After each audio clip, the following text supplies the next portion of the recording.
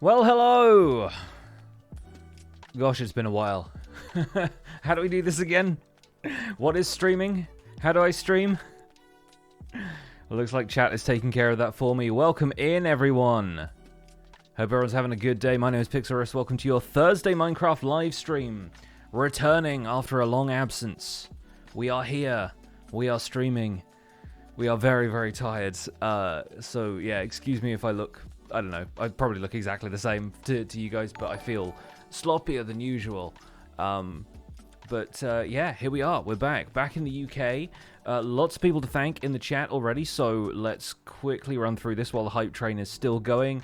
Obu, thank you for 16 months. GTB, thank you for the 8 months. Small Cats with the 18, a year and a half. Thank you very much.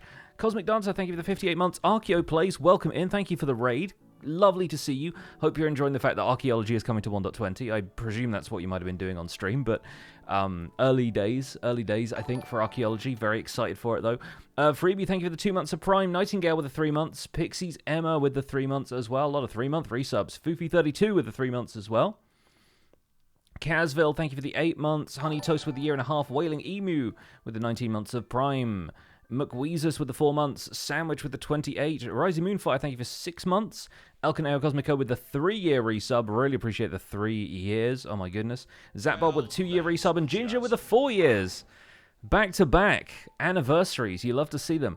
Hunter, thank you for 21 months. Subscribe to the channel. Anonymous, thank you for gifting a sub to Iograms.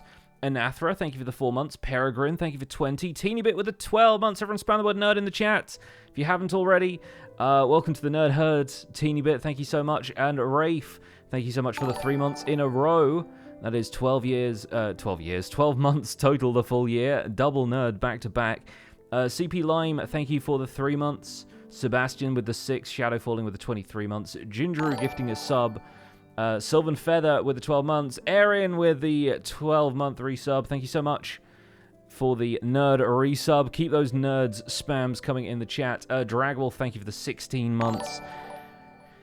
The sub notifications keep coming. Well, thank you all, folks. Thank you all for the warm welcome back. I need it. The sub count is very low after not having streamed for a month, so people aren't here to like renew subs and keep up their primes and everything else. But of course, we are here, back once again with the ill behavior. We are going to be on Empires for a bit today, probably for the whole stream. I don't have a huge amount of stuff planned other than killing the Wither, so we might dip out and take a look at snapshot stuff if we have a little bit of time towards the end of the stream, maybe around a Minecraft bingo or something, who knows. But the plan for today is to relax, to decompress a little bit, and to kill probably about 100 withers, I'm thinking, because I've got this with a skeleton farm on Empires now that we really haven't done anything with yet, but Fwip said he wants beacons, so we're planning on, like, decorating some stuff with beacons, and, yeah, I reckon about 100 probably do. We'll need a lot of obsidian for that as well, so we should probably just go and mine some of that from the end pillars. And then glass. Last time I did a lot with glass, so I suppose we'll need more of that, but, you know, what's a handful of glass after however much we already used on Hermitopia? That was the last thing I did on the server before I logged out for my holiday, so, yeah, Hermitopia was fresh in my mind, returning. Liga Gaming, thank you for the 14 months. You of M with the 100 bits. Dogman Jack, thank you for 20 months. El Basker with the 11-month resub, and Archeo Plays with the 17. Appreciate that very much. 17, lucky number. Did have a good time in the US, yes. So I was visiting my partner's family in California for the last 3 weeks. 2.5 weeks, really, but obviously I've been away for a little bit. Either side of that, just to decompress a little bit and pack and everything. And it was a really good time. We just hung out at the house mostly. Their parents are like divorced but live together. It's weird, but yeah, we all got to hang out. We played a lot of board games, went for some bike rides a couple of times. California weather was cold in the evenings but nice and warm through most of the days, so we had a lovely time. Sat out in the backyard for a fair bit. Just went through some old possessions that were in storage and that kind of thing, but a nice break. Nice to spend some time around family. Last time they went out to the US, it was a bit more of like a crisis situation, helping family with health issues and stuff, so this was hopefully a rejuvenating experience for them. I played a lot of Stardew Valley while I was there. I took my laptop with me, and my laptop isn't good at playing Minecraft, so it's an Apple fairly old, like, MacBook Pro, so I either play Terraria, or I play Stardew Valley, or I play anything on Steam that works on Mac. I was really disappointed that Dwarf Fortress wasn't available on Mac, but I guess it's a Windows-only game, so yeah, without any, like, Steam Deck or whatever. Oh my gosh, okay, I should probably catch up on more alerts then. Yeah. Red Eagle, thank you. Red Steel Eagle, sorry, thank you for the 8 months. Blondie with the 3 years, thank you so much. Viminator with a 12-month resub. Another nerd spam in the chat, please. Poisso with the 21 months. Office Harper. Officer E Harper. I guess that's probably what that says. Thanks so much for the 3 months. Shaylee with the 19 months. And Hunter dropping an absolute gift sub bomb. Thank you so much for the 20 gifted subs. Ellie Swan with the 20 months, Fazoo with the 29, needs to drop a resub, and Lurk, no worries, thank you so much for stopping by, hope you have a good day. Hunter, thank you so much for absolutely smashing the hype train. We're on level 4, which is setting a new record, apparently. I don't know how it remembers records, but probably a record for this month, because I haven't really streamed at all. Yeah, it's been fun. It's been fun to take a little bit of time out, rejuvenate, recharge the batteries, and not think about Minecraft for a little while, except for the fact they released an entire update, basically, in snapshot form while I was away. So, hopefully everyone enjoyed the video. If you haven't seen it yet, the usual YouTube channel, over on Pixel Riffs on YouTube, I have basically a 40-minute video where I run around in survival trying to find all of the stuff from the snapshots. Archaeology is in there, which is cool. The sniffer is in there in, like, spawn egg form for now. Love the cherry groves. Armor trim is fantastic. Armor trim released basically the day I was getting ready to leave, like when I was packing, because it was on a Wednesday and we flew out on like Thursday, I think.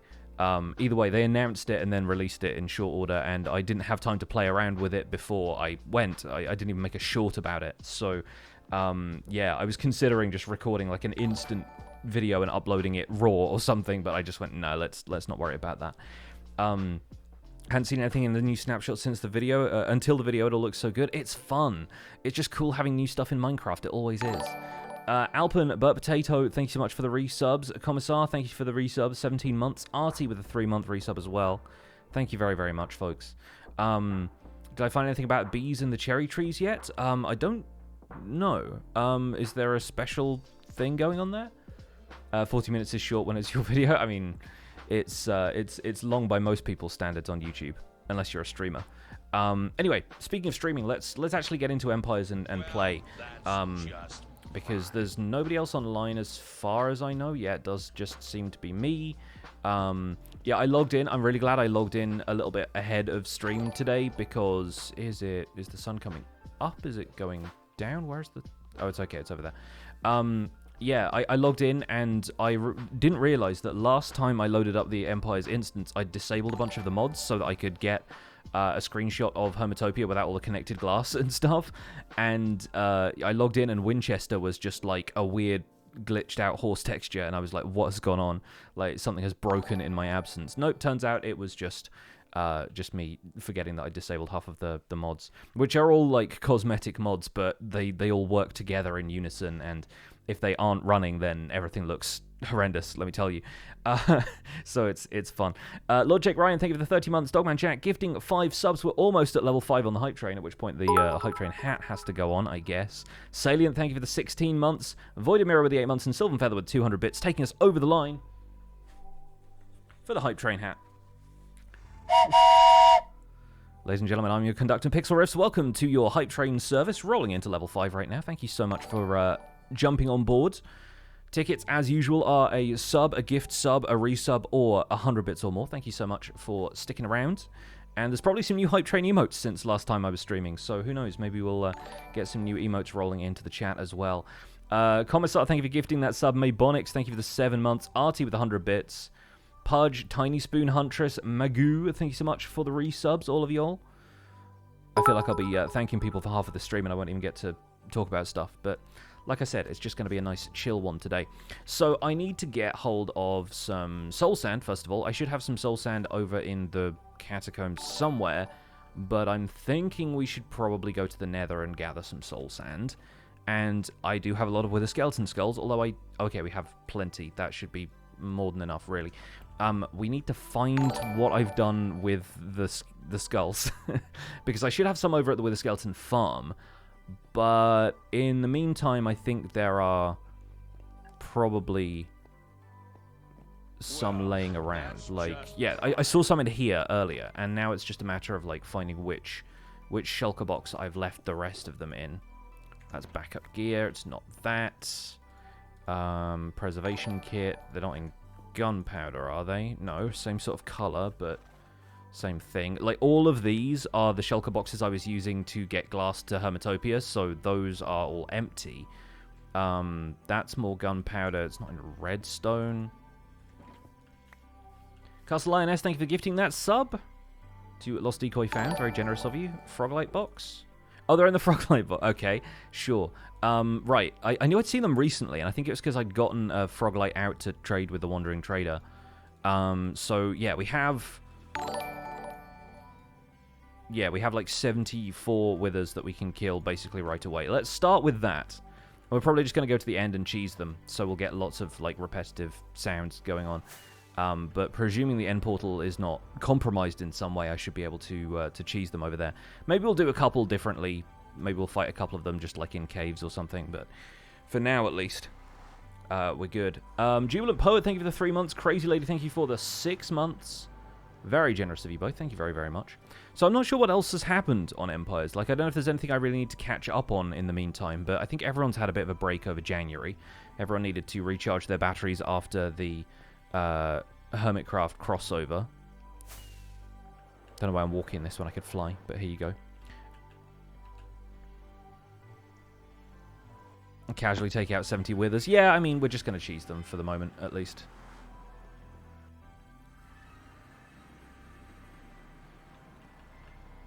To the Enderman farm, blah, blah, blah. Doc logged on and duped the dragon capper, yeah.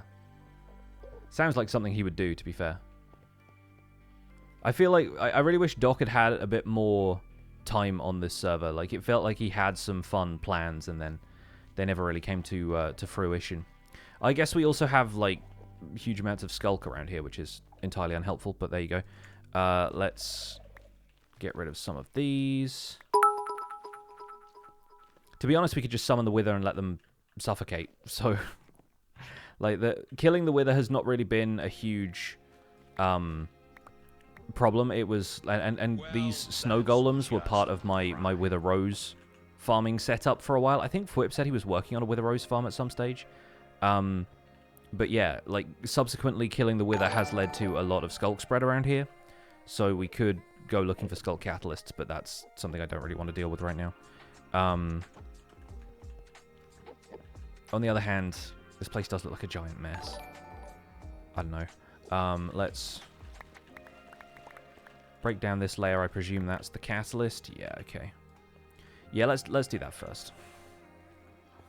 Let's do our usual situation here. I presume that they're going to be all over the end island, so we should probably just take a big old selection here, shouldn't we?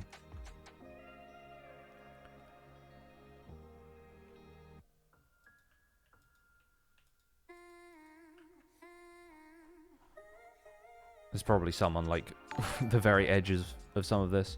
That'll do that, and then... I recently found out that you can middle-click to select the other corners, like these corners. And that's absolutely changed the way I use Lightmatica for, like, a 5th or 6th time. Go that way a little more as well. Yeah, let's just take a Lightmatica schematic of just the entire end island. Let's do that for a second here. End set.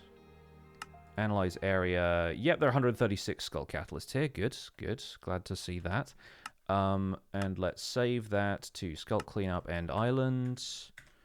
9 Foxy Game, thanks so much for the 12 months. Everyone spam the word nerd in the chat, please. Carry on KK with the 30 months. Mythos with the 8 months. Devon with the 20. Galaxy Boy, thank you for the 6 months. Zemo with the 10. Small Cats with 500 bits. Thanks so much for the 500. And Hart Sinclair with the 16 months. Really appreciate the resub, folks. That's it for the hype train for today. And I'm taking the hat off again because my head is hot. The heating's coming on, I think. Right. So, let's quickly check the negative 119, 63, 129. Okay, negative 119. Sorry, I'm fumbling the controls, but this is all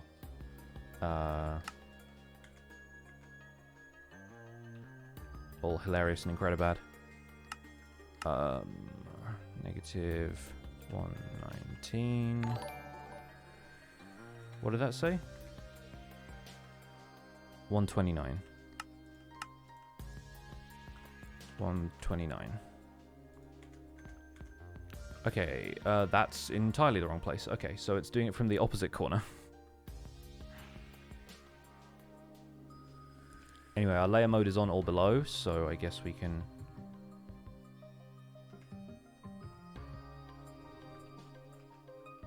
not worry too much about it lagging out for now. That's not even lined up, is it? There we go. Right.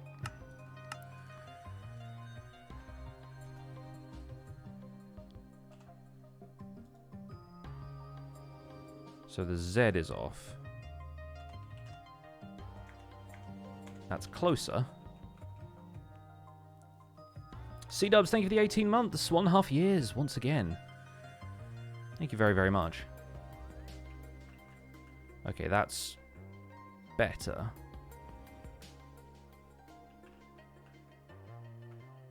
Oh, wait a second. How far over are we?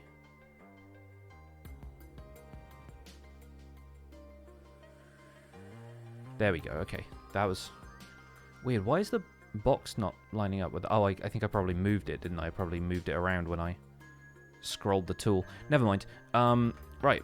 So here we are in the multiple boxes that we've created at this point.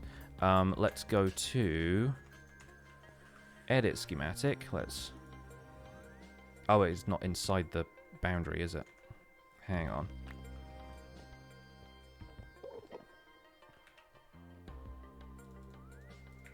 How about now? No, we're just not doing this? Do I need to...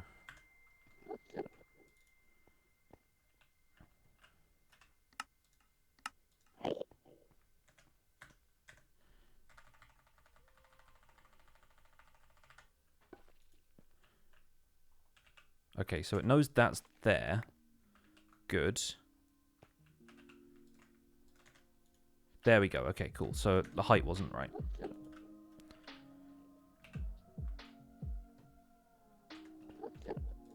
Okay, now we should be able to use the verifier to look for those wrong blocks. Yeah, they went out pretty far, didn't they, huh? Okay. Well, we must have some, like... We'll fill them up with snow. That's what we'll do. Gonna be some weird snow blocks underneath here, but at least it won't be skull catalysts. Oh yeah, now I should take this off edit, shouldn't I? Okay, so a little bit of skull cleanup. Just like old times.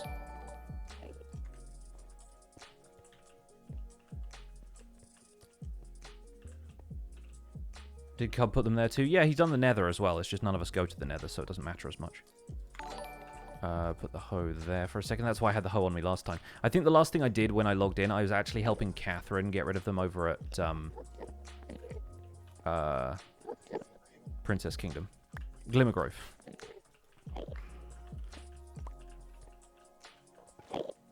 Oh, now the problem is because I've replaced all of those with soul sand. Let's replace them with soul sand then. Fine. It seems like the natural evolution from skull catalysts anyway, so... They're all there to collect souls or whatever, right? I have more soul sand, it's fine. Did you guys plan this, or did Cub just do it and now it's a huge problem? Definitely the latter.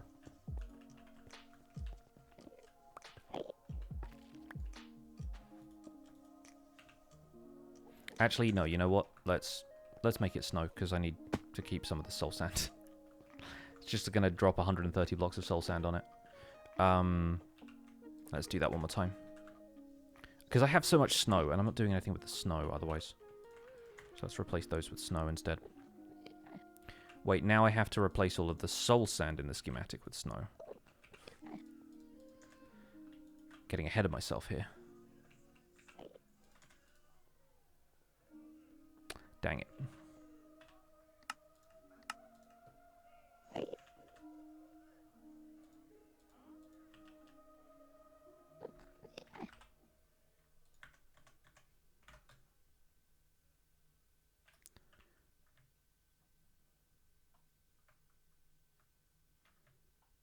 Sorry about this.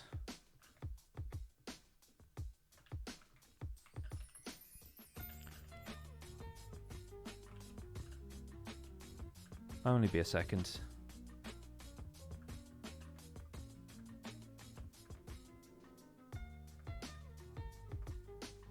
There we go. Okay, better. Now let's try that again. Let's lock the placement. And verify that. Okay, good. Now we're back in the ring.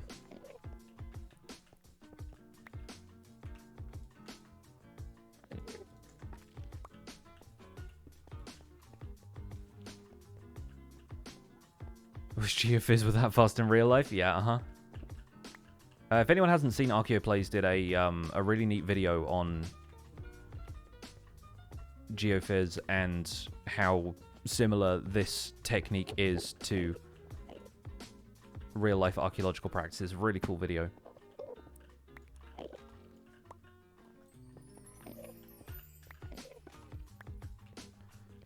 See, this is the problem with the whole Skulk Catalyst thing for me, is that it doesn't create the Skulk above the Catalyst, it creates it where the mob dies. So if you kill something, it doesn't really give you any idea of where the Skulk Catalyst is, which makes it really hard to clean this stuff up without, like, admin tools. Without either admin tools or digging up your entire base. Foofy32, thank you for gifting a sub. Hetty, thank you for the 7 months. Nana Chan, amazing. Thank you so much for the 7 months. I'm going to look at so many Endermen while I'm doing this, by the way, because I keep reading chat. So if I get killed, then it's your fault. But we can all blame Carp collectively.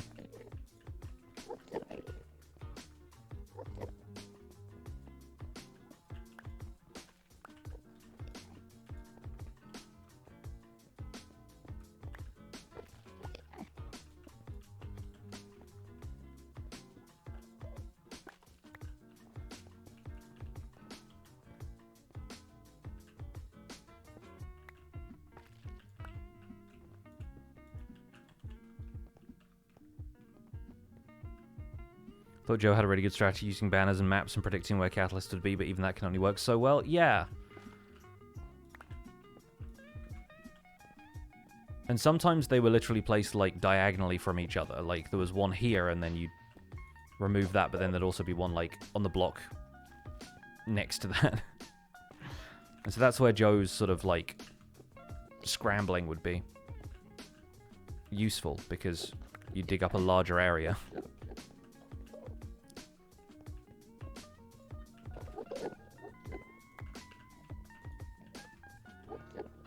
How many catalysts have I removed so far? I don't know if it will really amount in the statistics to, like, equivalent, because I'll have broken some when I've been to the Deep Dark myself, but, like, at least 1,500, I reckon. I think there are at least, like, 1,200 of those accounted for in the short I did, where I'm telling everybody how many Skull Catalysts are at their base. But, I think the rest of the server is cleared up now. I think Fwip went on and did it with World Edit, which I was reticent to do because there's a potential for a World Edit command to just wipe out anything that's in the Deep Dark underneath people's bases as well. But, you know, people aren't going to miss Skull Catalysts from down there if they're not interacting with the Deep Dark. I was just worried about doing that over Fwip's base where he actually has an active Deep Dark that he goes through. Like the ancient city and stuff. Did Cub ever reveal his statistics on how many he placed? I think he mentioned it a couple of times, but he had like 2 shulker boxes worth of the things, so. Joel definitely had the most because his base was largest.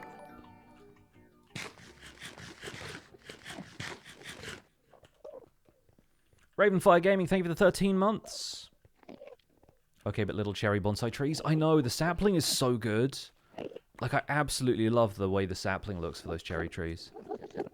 I hadn't seen the sprite of that before I recorded the video, and I was just genuinely delighted.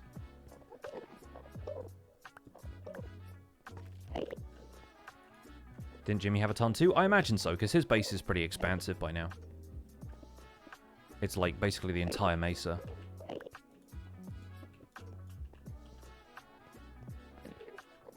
How excited am I for 1.20 in archaeology given my gimmick this season? Well, the funny thing is, like, archaeology was really just a means to an end for me. It was really just a reason to say, like, this is why I'm uncovering these ruins. But obviously I've grown in my affection for it. Honestly, I doubt, even if 1.20 comes out during the duration of Empires Season 2, I doubt I'm actually going to get to do any actual archaeology on this server, because we're a 1.19 server, and updating to 1.20 would mean updating all of our, like, mods and everything behind the scenes, and it makes sense for a server like Hermitcraft to do, because they're really just vanilla Minecraft players. They just kind of roll forward with the updates and play with all of the new stuff and the mechanics and everything. But on Empires, since we're telling a story and we have all of this custom entity stuff going on, I don't know for certain that we'll want to move forward into 1.20. Like, I expected us to move into 1.18 on the last server, and we didn't. And that was one of the reasons that I wanted to do Survival Guide, was so I could make a 1.18 series when 1.18 was fresh. So, yeah, I honestly don't know if I'll get to be an archaeologist with a brush in this season of Empires.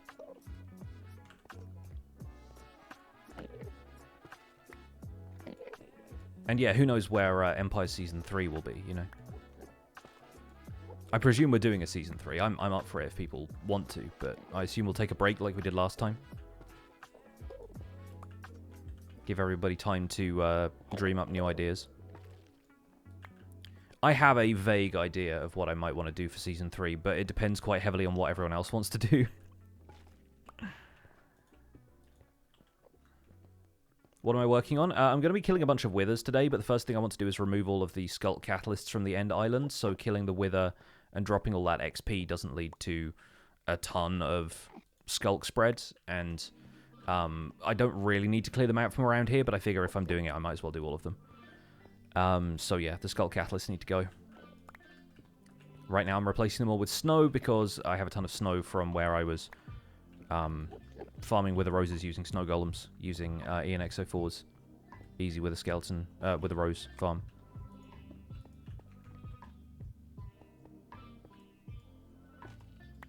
Picks on Empire Season 3, a copper Borg cube. You're not far off, actually, to be fair. It's a bit more abstract than that. It's not taking direct inspiration from Star Trek, but there's similar ideas. I want to do something modern, basically, is the idea. But doing something modern in a world full of people who are doing medieval fantasy, like witches and wizards roleplay, is not necessarily going to work out tonally. So, yeah, we'll see what happens.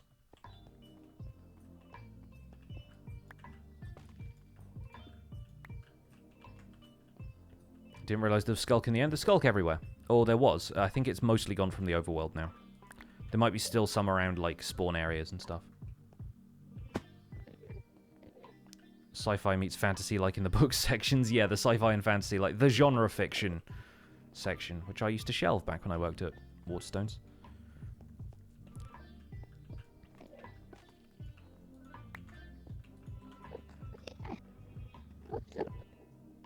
Dune style. Yeah, like if you hit like a certain level of fantasy sci-fi crossover, then you can do that, but that's not really what I have in mind.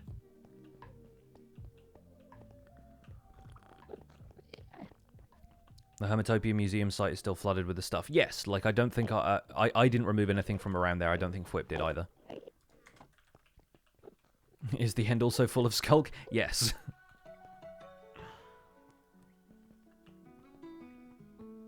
It's a shame you can't have something like yours as a hidden older empire that's naturally progressed in isolation. I mean, I could do that. Like, it'd be entirely... Where's that wrong? Hello? It'd be possible to do that.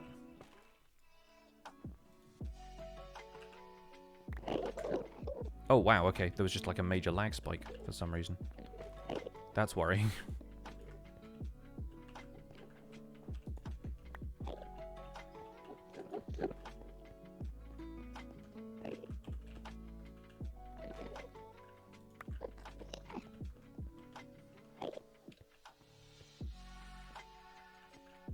The work pre-season, I guess, that's thrown me. Well, yeah, I mean, the idea would be I would do something like what I've done this season, where this empire is supposed to have existed for a while, but like it's a relic, you know?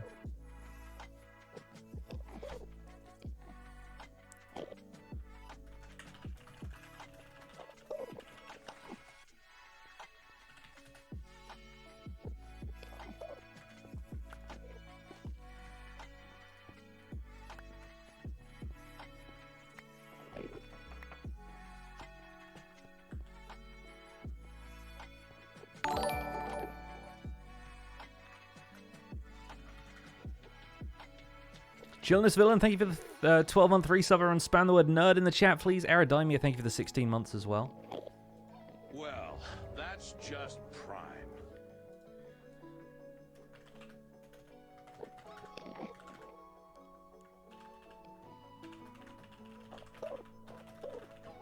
Well, that's just prime.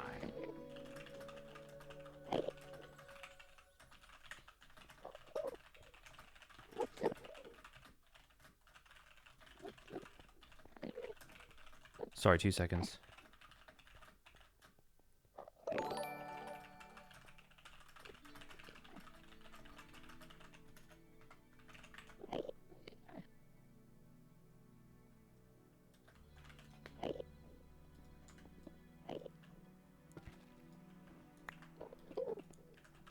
I need a new keyboard.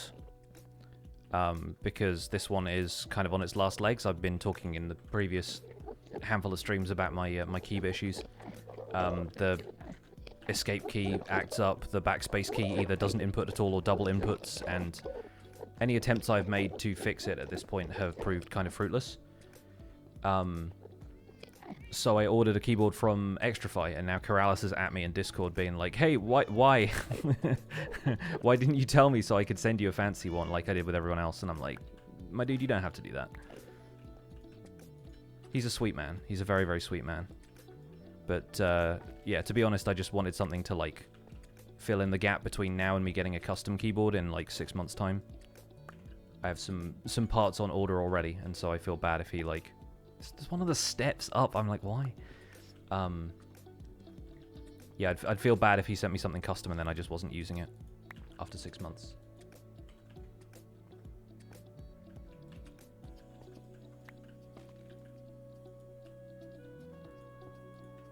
Keralis' beard is legendary. He's a good-looking man. He's all like, I'm not a model, and then he's like... He's doing the faces and everything, you know?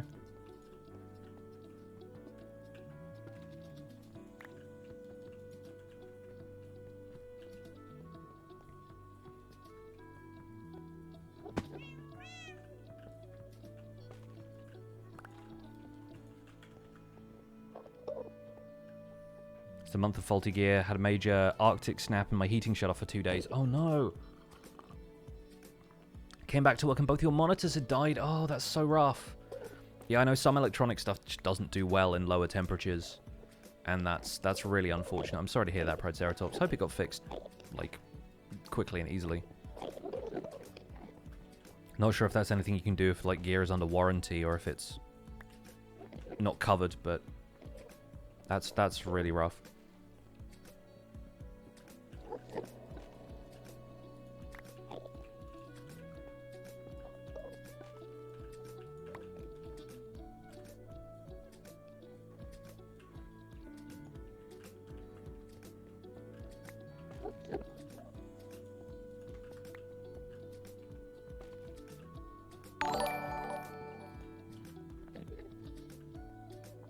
Quantum Igo, thank you so much for the 3 months. On the diagonal, thank you for the 33. Fire Sun, thank you for the 10 months.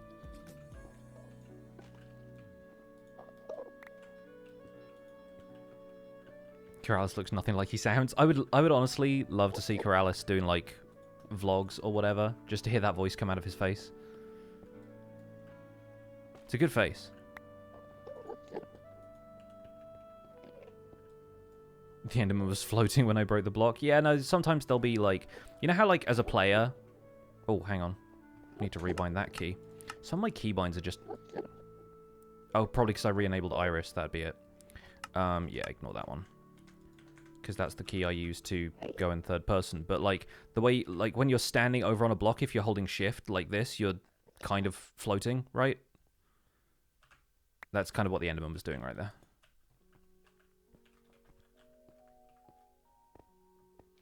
Got an older video where he goes to a zoo to hang out with rhinos. Oh, that sounds good. That's a good combo.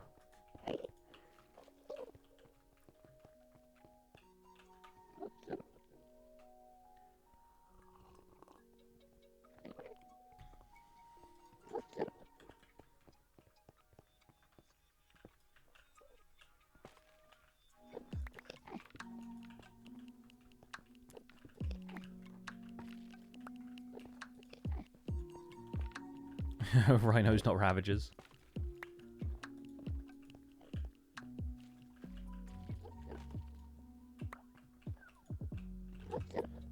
There is a guy, an artist on the Minecraft Reddit, mostly, as far as I can tell. That's where I've seen the majority of his work. I presume his as well, but I'm presuming a lot there. And I think the name is Dong Lie or something like that. I'm probably not pronouncing that correctly.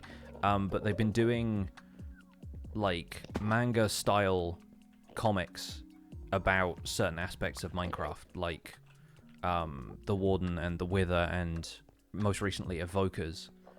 And it's all drawn in this really cool atmospheric art style that kind of reminds me of Tsutomu Nihei's work, who did Blam and Biomega, among other things, Knights of Sidonia.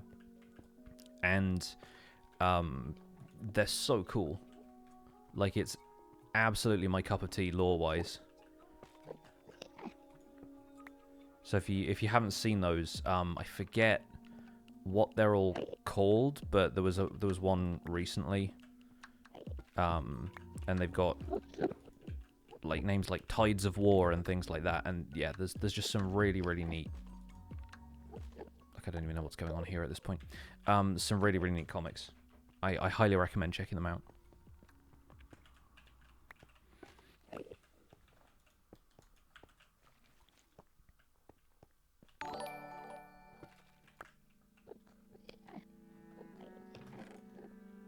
Oh, there's the snow. Vixen, thank you for the 4 years. 4 years, my goodness.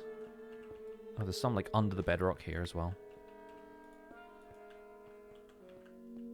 I don't think any of this is messing with my ability to kill the Wither, but it'd be really unfortunate if it was. It shouldn't be, though.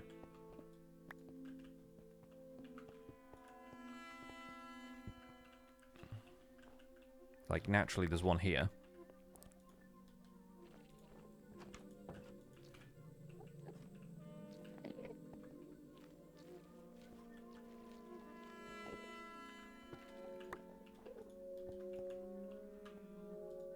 This is a very Minecrafty feeling track, but I'm going to move on from that one. I feel like that artist on Pretzel has a bunch of very kind of like atmospheric feeling stuff that got uploaded recently, and it's all in the chill playlist. And I'm like, this is more kind of creepy than it is chill. Broken Physics for the 2 years, thank you so much. And Oma Plays with the 6 months, thank you, thank you. Really appreciate the resubs, hope you're both well. And Tinker with the 57 months. Am I ready? I'm not ready. I haven't reinstalled Final Fantasy IX yet, but I've got a few months left, it looks like, so. I have been playing a couple of other games recently, which has been really nice. It's been kind of refreshing since New Year to just pick up a couple of other things. And I only played Pokemon a little bit whilst I was out in the States. I managed to log in for the Greninja event, and I think I ended up using a King Gambit to take it down, but it was a rough fight. I actually changed a Pokemon's Terra type for the first time so I could have a Dark type King Gambit, because I think I'd got it from a a 6-star raid, so it had really good stats, but it was poison terror type. It just wasn't good. Which Pokemon game? The newest one, Scarlet. I have Scarlet.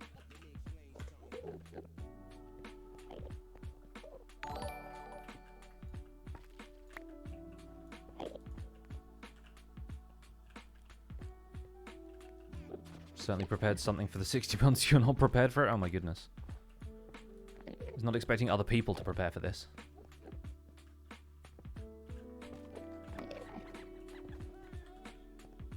Ginger, thank you for gifting a sub. Incredibly generous of you.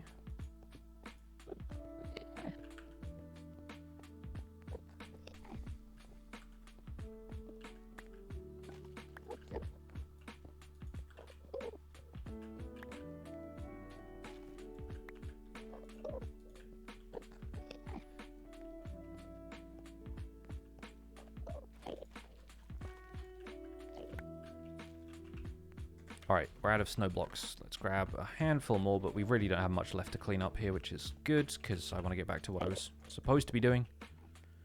And now I think we have a lag spike again, because... Oh wait, no, those are... entities. Those are... those are weird entities left behind by the schematic itself, just where there were floating blocks here before, I guess. They probably despawned now.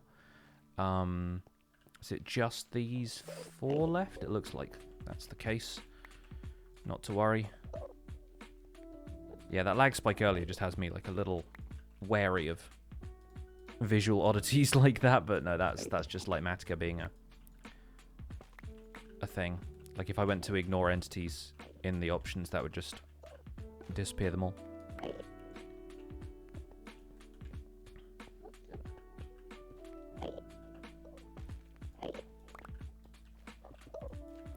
Okay, I think that's all of them. Thank goodness.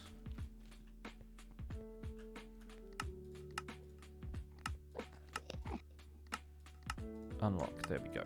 Remove. Unlock! And now we can get back to actually killing the Wither. That was... yeah, 130 something.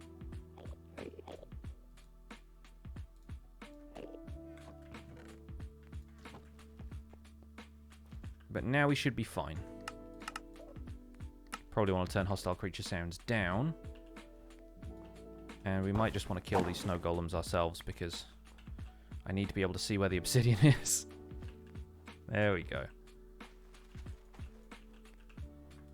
And we just do this way, right? Or does it have to be on top when you do these?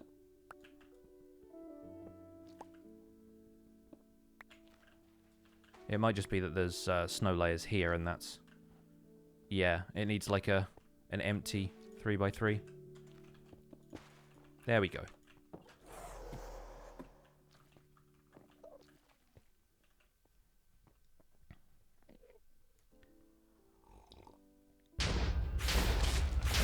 Okay, let's turn some of those sounds down so we can hear ourselves think.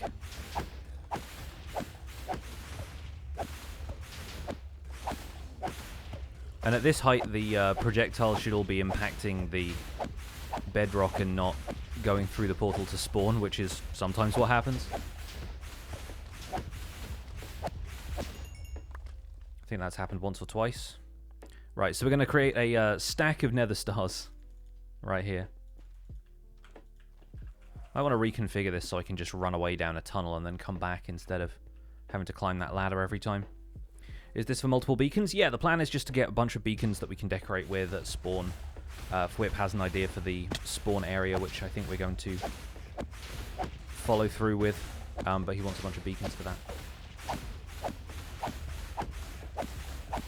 Who's on at the moment? Just me. Me and the Wither.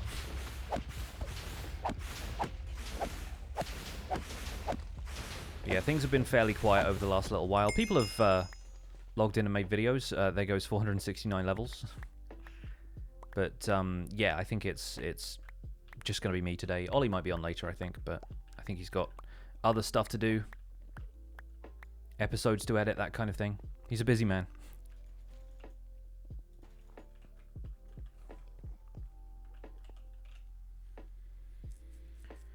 What happens if you use knockback with your sword? I don't think I have knockback on this one, but it never makes any difference because the thing's trapped in bedrock.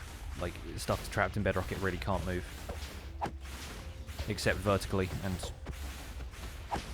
the obsidian prevents it from doing that. Can you spawn multiple? Not really. I think you can't really place blocks underneath the wither when it's like this. And, yeah, potentially that might be dangerous, I don't know. Let's start bundling some of the extra heads, maybe, or the snowballs. Skulk sensors, blocks, we can do that.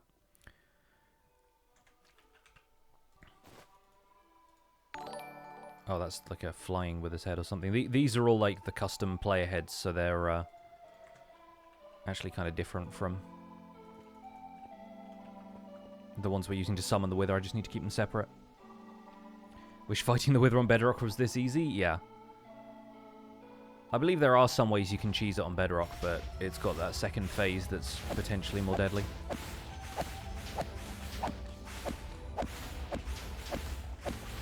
Internal, thank you for the 36 months, the 3 years, welcome back. And yeah, thank you for the warm welcome. Is that still really loud for you guys? Should I turn it down a little more? Because it's showing up on OBS as still being quite loud. I don't want to miss anything in case something does go wrong, but... No, it's fine for you guys? Okay. I'll maybe turn it back up a little then.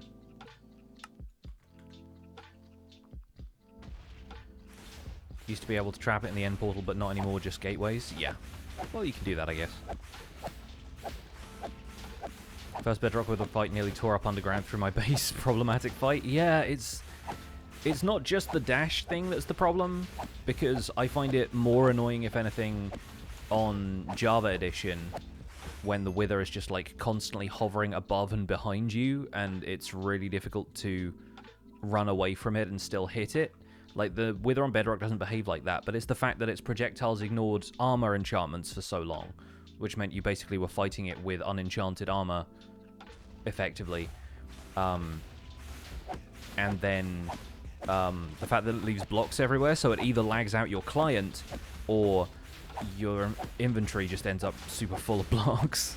But the wither effect on bedrock is way more punishing because you don't regenerate health nearly as fast as you do on Java. So it's not that the fight itself is strictly more difficult, it's the conditions the fight imposes on you, which is probably the same thing. I'm just being facetious.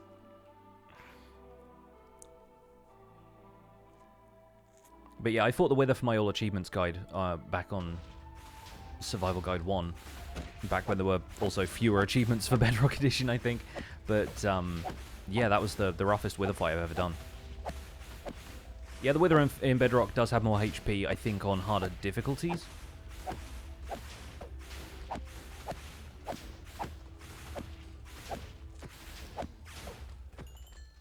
It's kind of made up for by the fact that the pillager raids on Bedrock are an absolute joke compared to what they are on Java. How do you subscribe with Prime? Connect your Amazon Prime account to your Twitch account.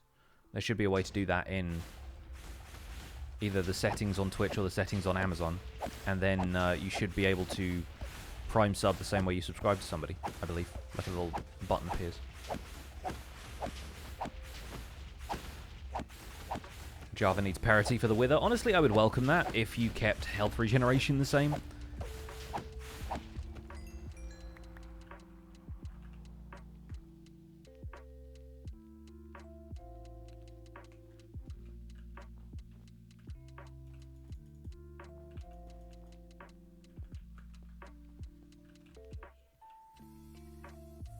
Can't believe they're adding cherry wood. Who did Catherine pay?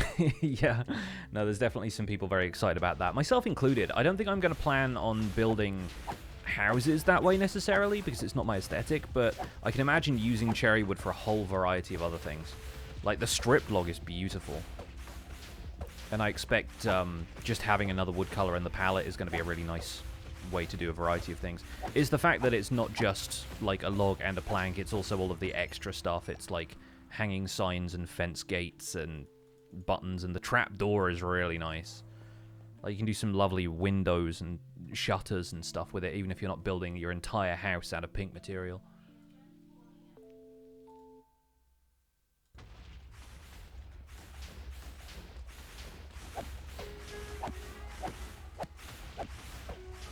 Great accent block, good for roofs perhaps with other wood or construction of the house. Yeah, like, I've seen it go really well with Crimson Wood already. I'm afraid parity means Java Edition is going away. I don't think it is. They have never expressed any kind of interest in sunsetting Java Edition, and I think at this point the game's heritage relies so much on Java Edition. Like, all of the recent updates talking about, like, respect for old features and, you know, a healthy kind of love of the past of the world and everything else, and then to, like, get rid of Java Edition whilst incorporating that message into your updates would be really tone deaf on Mojang's part. But, you know, people have been saying Java Edition's going away since Bedrock Edition was announced, and that was, like, what, like 5-6 years ago now?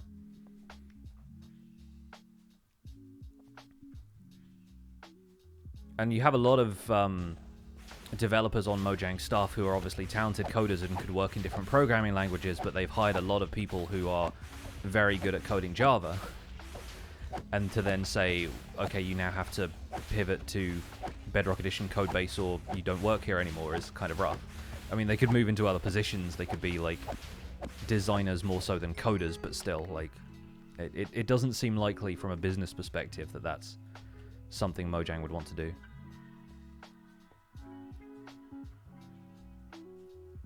The amount of content creators playing on Java. I mean, yeah, like, the only scenario in which it would work is if Bedrock Edition becomes so similar to what people are used to on Java that nobody has any complaints anymore, which seems very unlikely, and also modded Minecraft exists.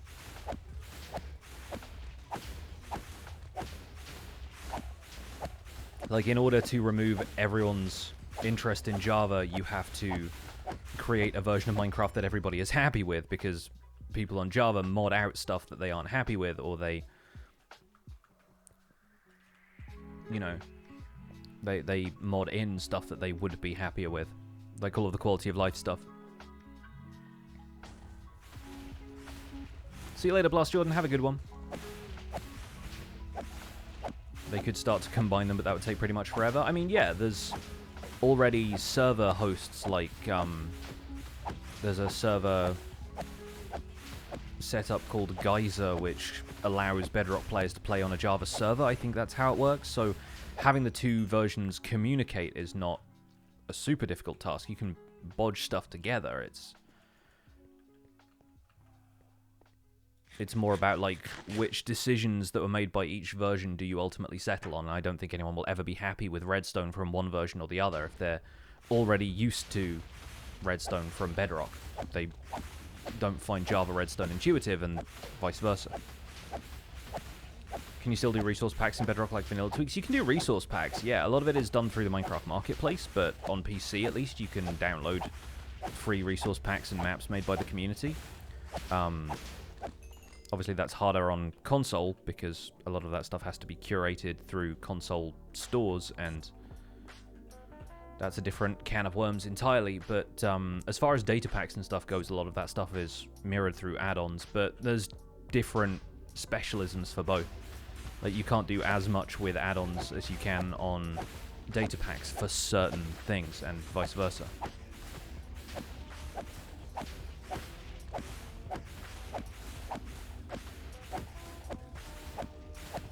I don't find either version of Redstone intuitive. Nothing ever works like I expected to.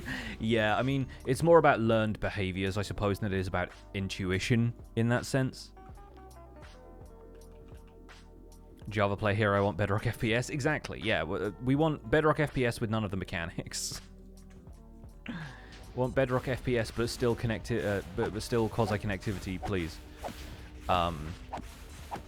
If they remove Redstone quasi-connectivity on Java, the Redstoners will riot. Yeah, I mean, like, consider how easy it is for me to build my copper aging machine with all the flying machines and stuff in, and how different flying machines end up looking on Bedrock Edition. Like, I don't know if I would have been able to design a similar machine on Bedrock. Like, people have said they've had an easy time adapting it once they knew how the whole system worked, but yeah, it would be beyond me at this point. Movable containers would be nice. Tile entities moving would be nice.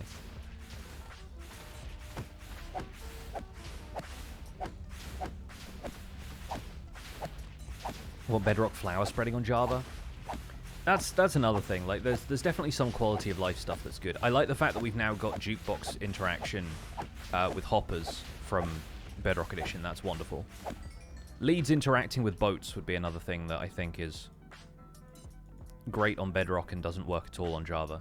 Because you could drag around a bunch of chest boats and then you've got loads of movable inventory in early game. But obviously only over water, so it's limited and doesn't feel like it makes shulker boxes obsolete or something.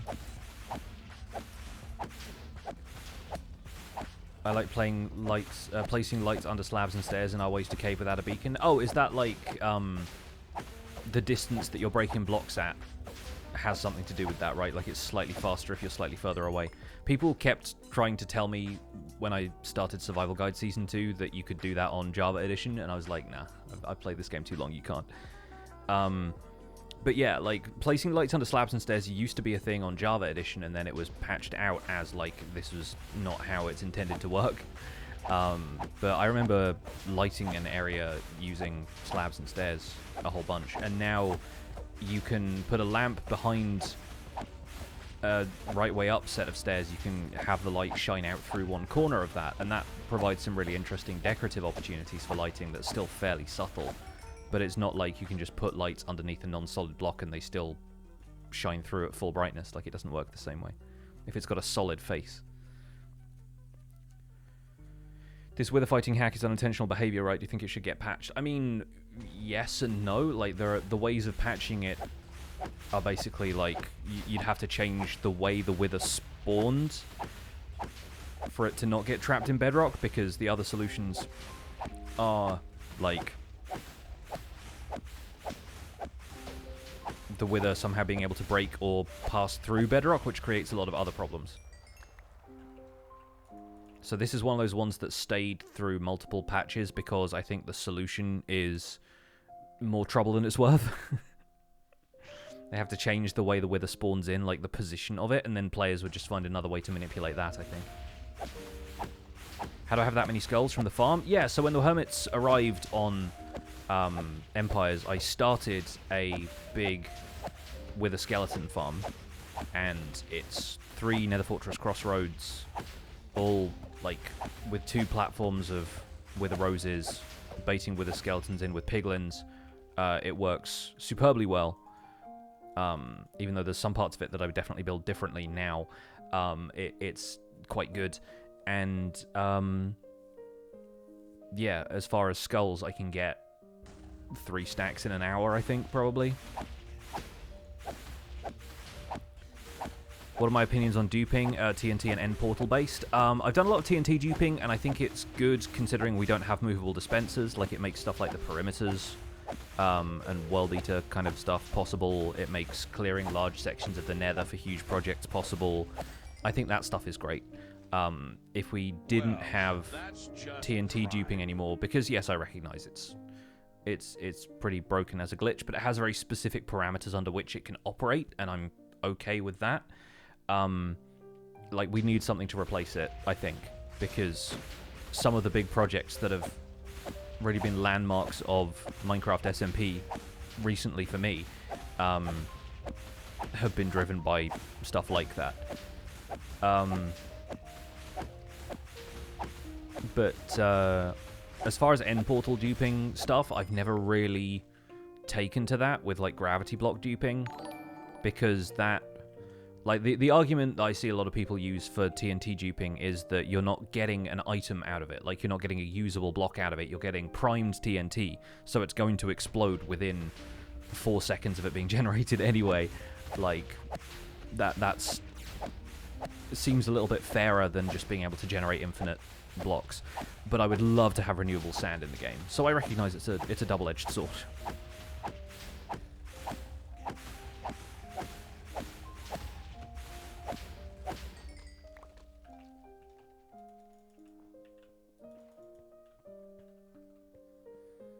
Do I think Mojang might consider redoing other animals' animations in this update? Not in this update, but in future updates, almost certainly.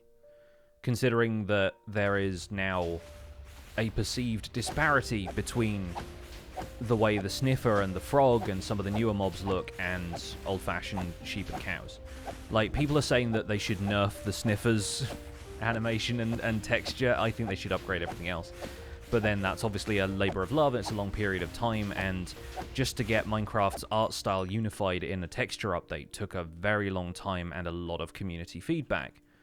If you're around for the period between, like, 1.12 to 1.14, you remember the amount of controversy and an argument that went into, hey, we're updating the textures of basically every block in the game. But then you go back to programmer art now and you're like, oh gosh, this is, like, the new version is so much better. In my opinion. Obviously it's an opinion thing, but the stuff like Netherrack and everything that I'm like, yeah, it felt right for the time, but in retrospect I am not surprised that everybody's first move was to retexture Netherrack, so it's something you can look at without getting a headache.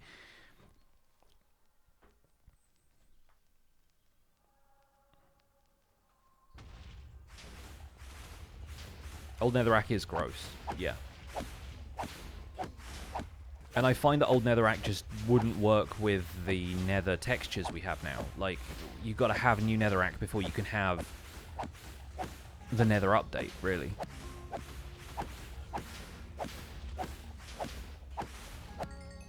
Like the concept that Terraria implemented, which is a mob that tosses sand towards the player, it should have a cap as to how much sand it can throw and a limited chance to spawn to be balanced.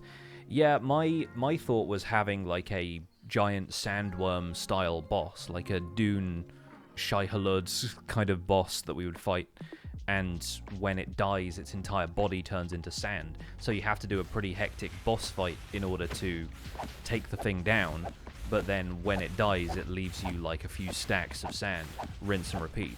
And then the farms could be really interesting because you're farming like a pretty giant mob. Like we're talking size of a Minecraft house kind of style mob, I don't know. The desert has too much stuff already though, and it's funny because people are now calling for, with the addition of archaeology and camels and everything else, for them to add more stuff to deserts along the lines of the stuff that was in one of the previous biome votes. And then you got people in my chat saying the desert has too much stuff already. Like it's quite funny.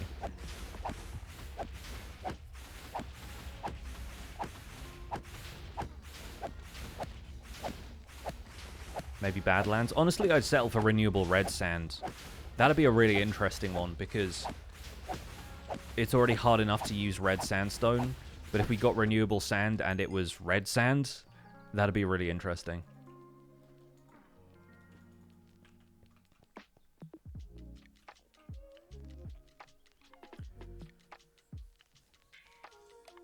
Can you imagine if they did the Caves and Cliffs update now with only letting us know when things are ready? I mean, if they did the Caves and Cliffs update, would it have been just one update, you know? Like, it also would have been complete silence from Mojang for a year and a half, considering how long it took them to develop that update. So you'd have people being like, oh, Minecraft is dead, you know? It'd be a very different set of circumstances.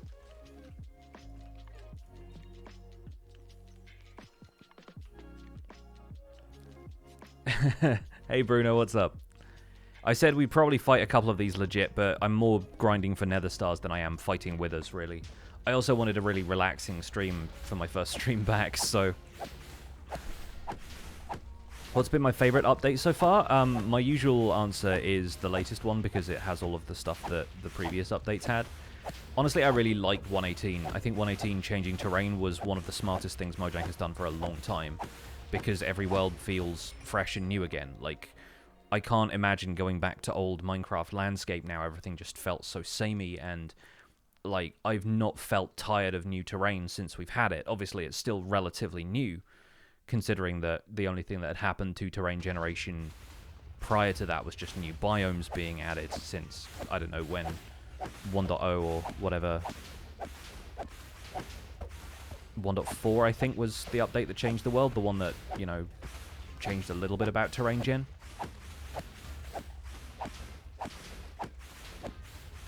.118 was amazing. I can really feel the contrast when I play Bingo. Yeah, and even Bingo doesn't quite feel like vanilla because of the small biomes and everything, so it feels very different to like default terrain gen. But yeah, it's really strange digging down to bedrock at 0 instead of -64 or whatever.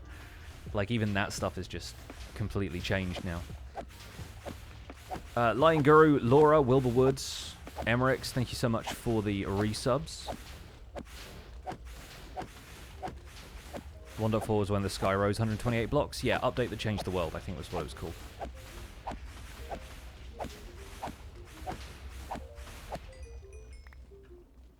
Been listening to the Spawn Chunks for a while. This is the first stream of mine you've caught. Well, welcome in, Creone. Welcome in. Somebody asked, King Kinnan asked, how was the trip and what part of California was I in? Bay Area. My partner is from there originally, so we were staying at their family home and just having a relaxing time. We got about a little bit, but we didn't do any, like, sightseeing. We're not really tourists in that part of the world, because that's where Cosme's from, so we just chill. Hang out with their family and play lots of games. We introduced them to playing classical Chinese mahjong, which was really nice. So we have like a mahjong set there that we can play once we're in town. And yeah, I played the Stardew Valley board game for the first time. A lot of stuff to learn in that. I think it's slightly... Alright, just gonna fire an arrow into that, no problem. We get a flaming wither out of this. No, the Stardew Valley board game is great. Especially if you know the game itself, and even if you don't, then there's still a lot to be had there, but it's quite a complex game for people who are used to more traditional, straightforward board games. Is it bad that the Spawn Chunks send me to sleep? Absolutely not. Like, I listen to podcasts to get sleep all the time. There's just something about having, like, comforting voices to listen to that's very relaxing to me. So I listen to a couple of podcasts just to get to sleep all the time. My daughter got me the Stardew Valley board game for Christmas. It is a lot. it is a lot. Yeah, see, this is why I need a new keyboard.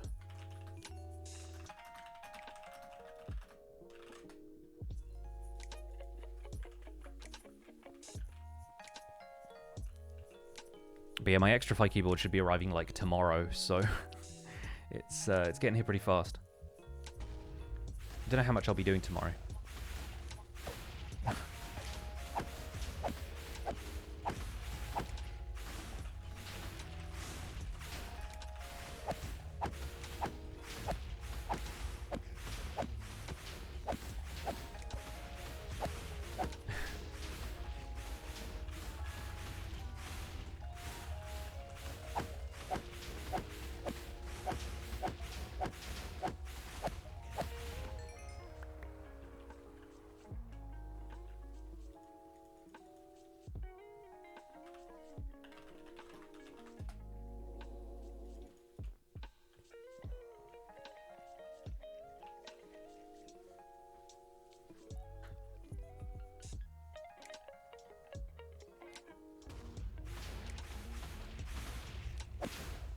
Global sound events suck on multiplayer servers. It's when somebody kills the dragon for the first time, and if you're not there, you're like, what the heck is that noise?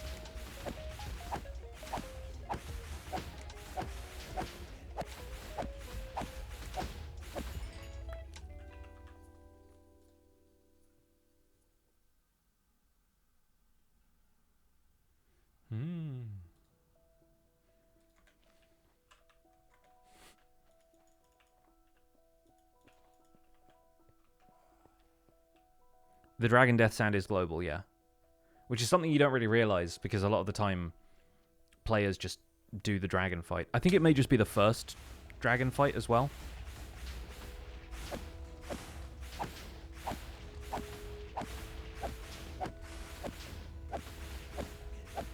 Sound-related thing that kills us at work all the time is the volume of lightning. Yeah, and it doesn't even adjust much with the weather slider, does it?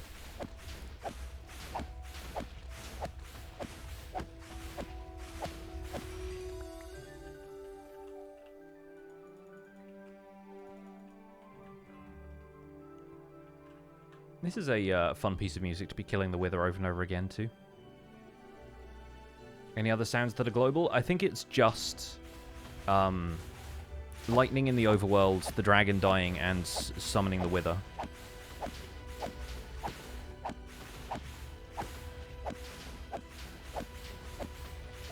Oh, and does the end portal do it as well?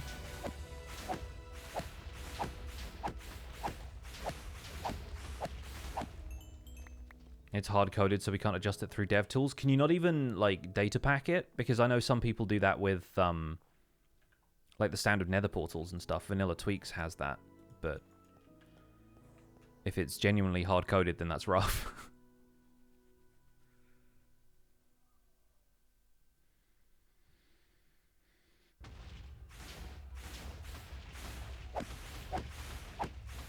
There's a server rule coming out 1.20 to disable global sounds, making them local. Oh, that's good. I expect a lot of servers will want that. Obviously, it doesn't make any difference to single player, but servers will definitely like that.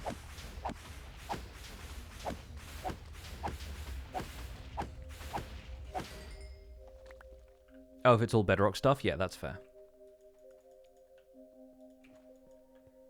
I think Vanilla Tweaks might have something. Goat horn sounds travel? Yeah, but they're still localized. Like, it's like note blocks. They have a specific range that they operate in. There's a radius that you can hear them. But it's just a large radius. It's like 96 blocks or something. Basically, your render distance. If I could choose my own build theme for the next season of Empires, what would I choose? Well, I can choose my own build theme. That's how this works.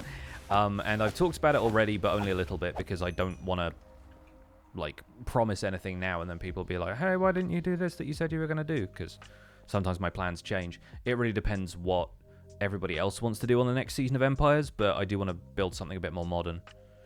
Like, it'd be challenging, but it'd be a really fun theme if I could pull it off.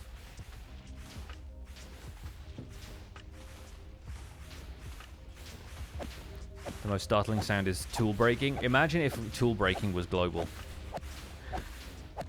Somebody breaks a tool intentionally, just like a wooden shovel or something, and everyone is checking their netherite pickaxes frantically whilst they're strip mining.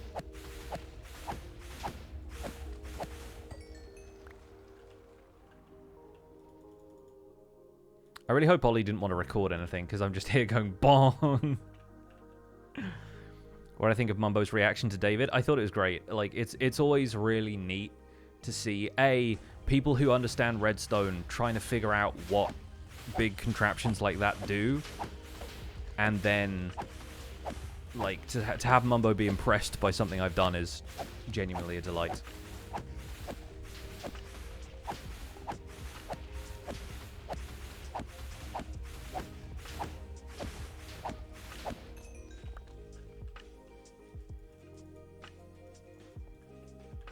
But like I said on Twitter, he needs to learn that you can create cut copper in a 1:4 ratio using a stone cutter, because he was crafting all of that oxidized copper into cut copper blocks in a crafting interface, and I was like, oh, you could have so much more copper, my friend. You could have so much more copper. Ollie is supposed to be getting us an episode sometime soon. I thought it was delayed indefinitely because he didn't win the Tumblr Sexy Man bracket. I think that was the promise, right?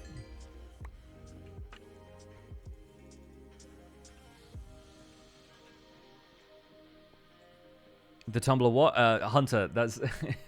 You've missed a lot. Tumblr had a poll, like a... What was it? Like a 96-person bracket.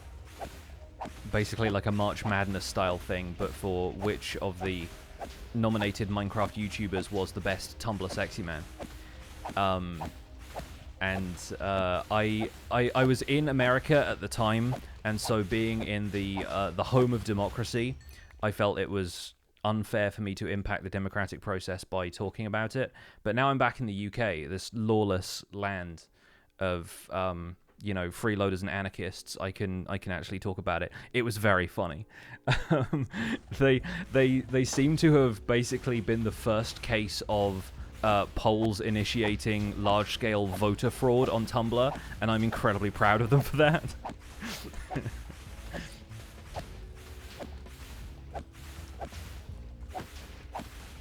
Yeah, I was defeated in the end by Charlie Slimesicle, who is honestly not somebody I'm familiar with, so congratulations to them.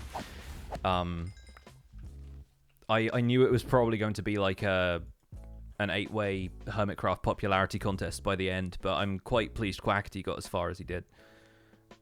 And yeah, that's it really.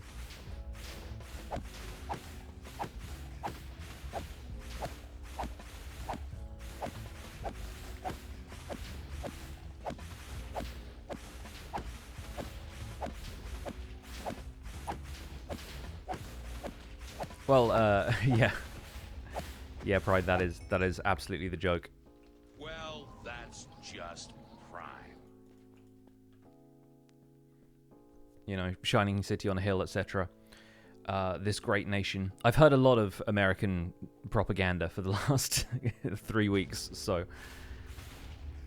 Just the commercials. The car commercials are incredible. Pinudo, thanks so much for the brand new Prime sub to the channel. Enjoy those emotes in your sub badge. Welcome to the Pixels.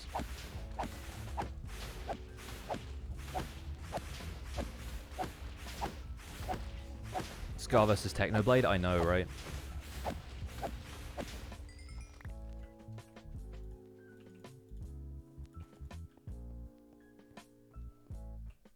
Everybody who became the profile picture eventually lost. Well, that's the curse, right?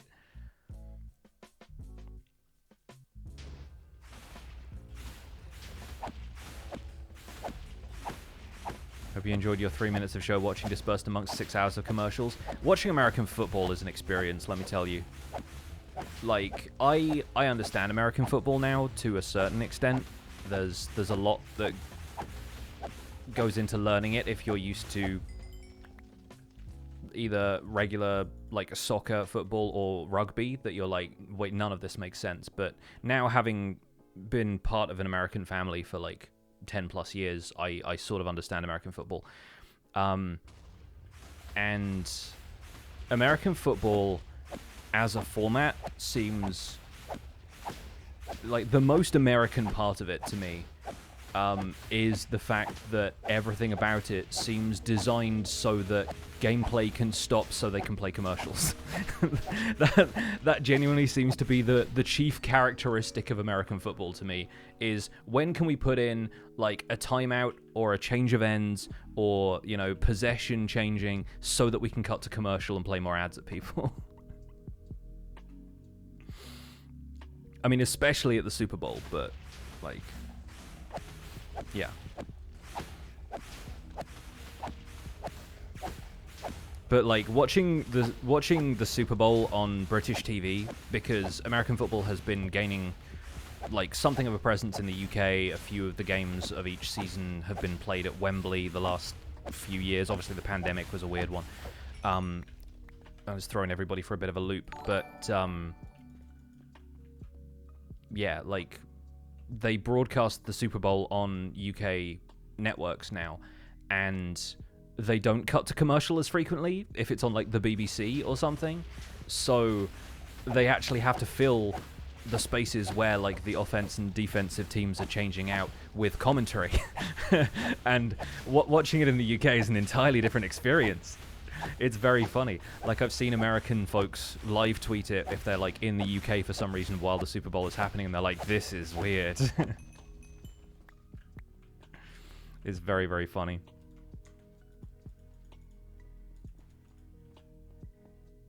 They run out of stuff to say, or they're providing analysis for stuff that doesn't need overanalyzing because it's all out there on the field, as they say.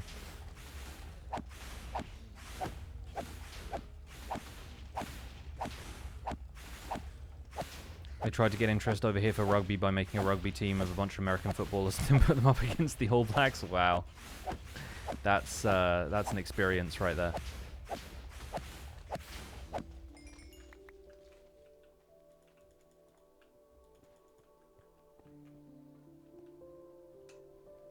Being paid to talk means you're compelled to fulfill your quota? Yes, absolutely.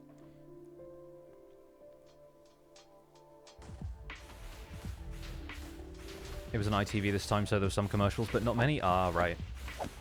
Yes, if they can explain stuff to UK audiences, I think that's what they need to fill the time with, is like, so what they mean by first down is...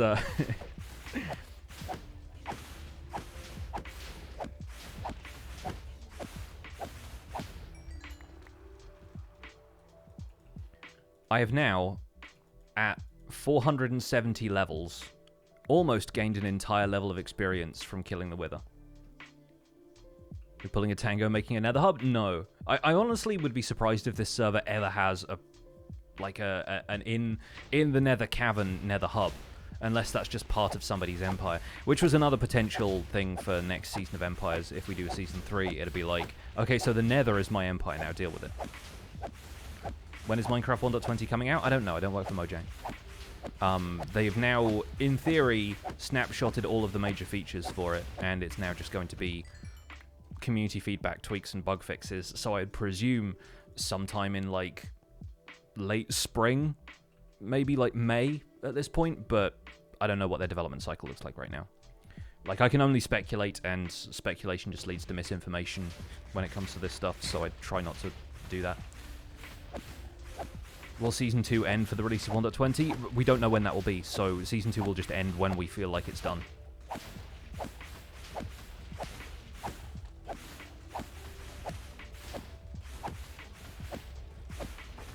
As School Gets Out is a decent guess because of, you know, the majority of the player base being younger players. It does make sense. I think each nether biome is individually claimable. Yeah, but it's kind of difficult with the nether because nether wastes just feels like such neutral territory. It would be kind of funny to have like somebody in the nether wastes and somebody in like a crimson or a warped forest, and then just have the person with the crimson and warped forest like slowly creep up with the nylium and just slowly take over their turf and see how long it took before the other player noticed. But that'd be so weird and petty.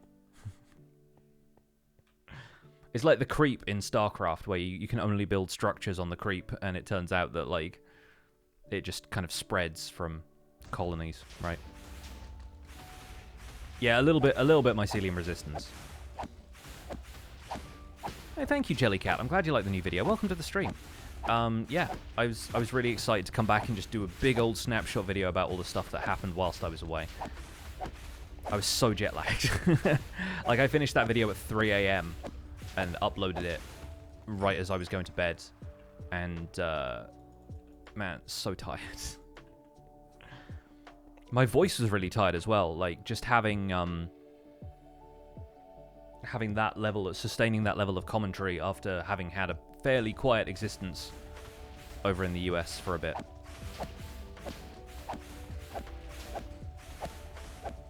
That was a bit of a shock to the system. Like, I had to clear my throat a few times because I could feel it getting a bit raspy. But I'd also just, you know, been on a plane 24 hours before, and my throat was still kind of dry from that, because the air on planes is just so stale.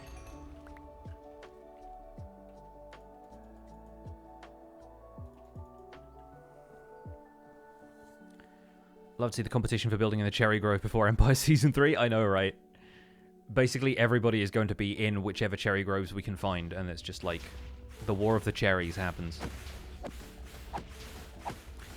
That's the one thing that I think if we do a Season 3 is going to be so difficult to get away from, like, fairy tale fantasy kind of stuff and into something more modern, is because, like, Catherine and Shelby and anybody who wants it is going to be, like, able to build with cherry wood, and cherry wood makes the most, like, idyllic fairy tale houses at this point.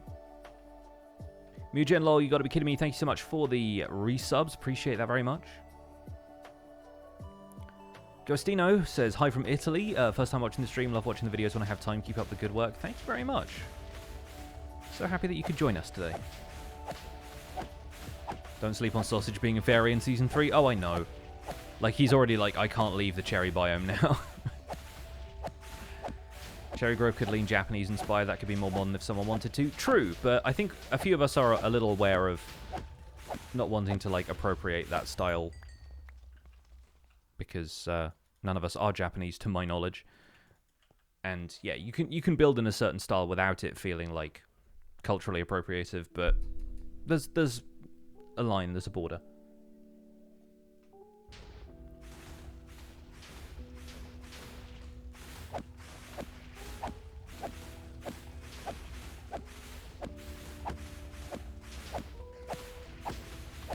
There's also an extent to which certain types of builds feel like they would be, I don't want to say like obvious because that's sort of, I don't know, maybe a little too dismissive or demeaning, but it's like the reason we didn't necessarily want to make Skulk the overall villain of this season of Empires, right? Like, we didn't want to just do like, oh, it's a spreading evil, kind of like the corruption thing was with Zornoth in Season 1, is because it's just so obvious. Like, Skulk is inherently a sinister thing, and so I can imagine a lot of people doing stuff with it, but it'd just be like, there wouldn't be any surprise there, you know?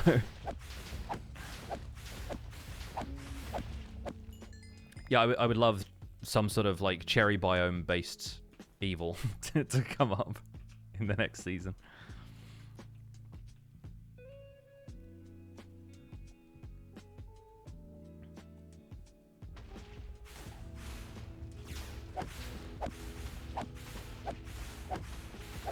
Paying homage to something you can enjoy should never be frowned upon. Yeah, I know. There's a decent line there.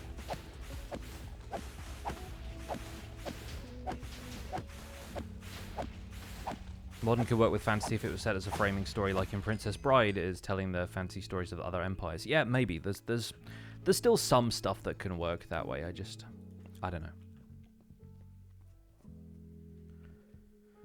Tried to kill the Wither once with this method. It glitched through the bedrock when I hit it and got loose on the island. Never again. That happened to me in Survival Guide Season 1. It was hilarious, and I did like a flashback, and I was like, okay, so here's what I did wrong.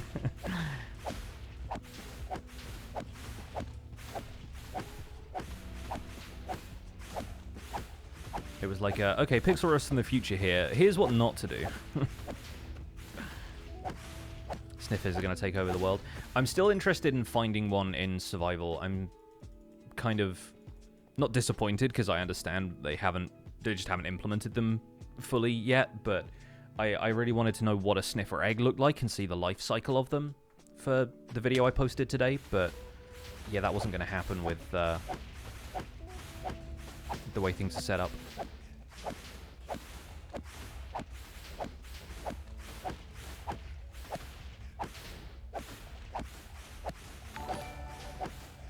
A sci-fi season of Empires would be pretty cool. Yeah, I think the thing is everyone just has to be on board, and some people just don't like building modern. Building modern is grindy. Like, you need a lot of materials, and it feels like some of the materials in Minecraft just aren't suited for it. Like, Minecraft leans medieval because it's a low-tech world by design. Tia, good to see you. Thank you so much for the 53 months. Welcome in.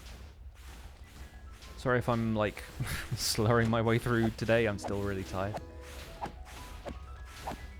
What do you think of the sniffer texture? I like it because I think Minecraft, whilst obviously a unified art style is something that they've been preaching since the texture update in 1.14, I really think Minecraft's art style can move forwards with stuff like the sniffer, and people who are saying it looks too detailed, I feel like it's just raising the bar, and the bar being raised is a good thing.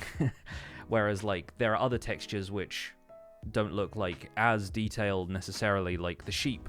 We're talking about stuff that's like in a similar category to the sniffer. Like, sheep and cows don't look as detailed, but like there is room for them to improve.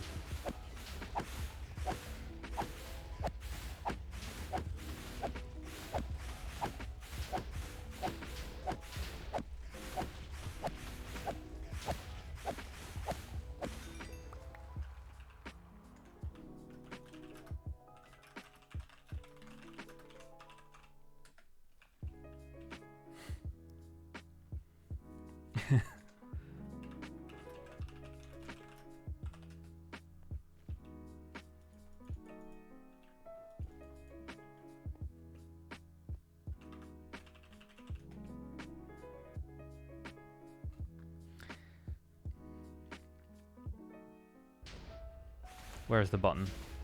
There it is. I was wondering if that still worked. It does. And yeah, like, I think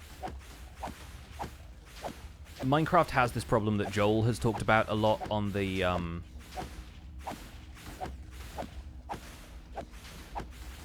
the Spawn Chunks podcast of, still looking like a game from 2012. And being able to, like, update the art style a couple more times and just kind of bring it all into,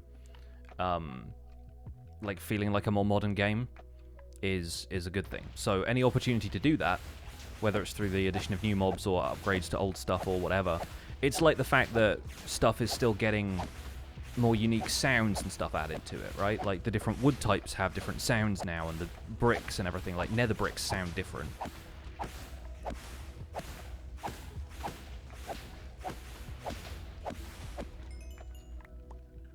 I don't think looking like 2012 is bad. It's not bad necessarily. It would be a choice. But they also have some very talented pixel artists on the crew, and any of the new stuff they add, they want it to feel like it's commensurate with their skill level. And there is a certain skill in making things minimalist, but there is also room for something to stand out in a minimalist world by making it more detailed.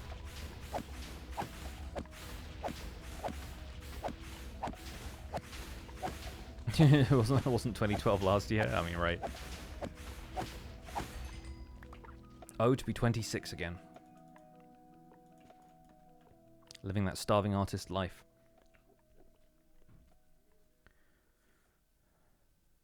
Would really prefer things like terracotta slabs and stairs over retexturing. Why not both? Like, frankly, the art team is not responsible for developing new slabs and stairs. Like, they're responsible for texturing new slabs and stairs, maybe. But, like, you have to stop thinking of Mojang as a giant pool of resources that can all be put towards one thing and start thinking of individual teams with their own specialisms. Because, like, Jappa or Chi Wong or whoever is not going to be, like, the people who decide whether or not a block gets a slab or not. They're not necessarily responsible for those decisions. They can have input on those decisions, but they're not the ones who code it.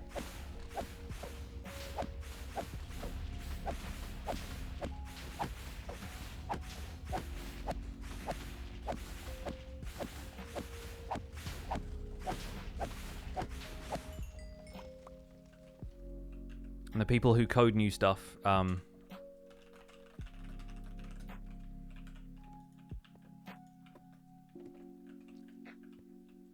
the people who code new stuff are the people who are working on, like, hey, there's now this entire cherry wood set in the game.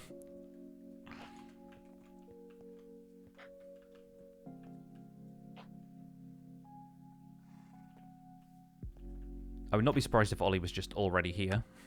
Well, that's just prime. I'll turn my hostile creature sounds back up, just in case Ollie arrives.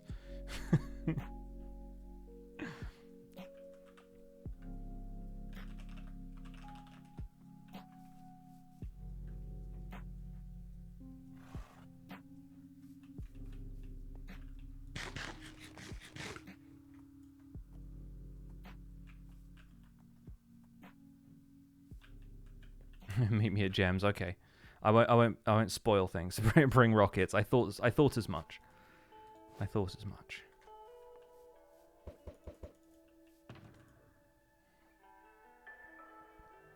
I should probably just make a fresh shulker of these. How much sugarcane do I have? Not much is the answer to that. Go and get some from the farm, or I can just make rockets out of what I have on me.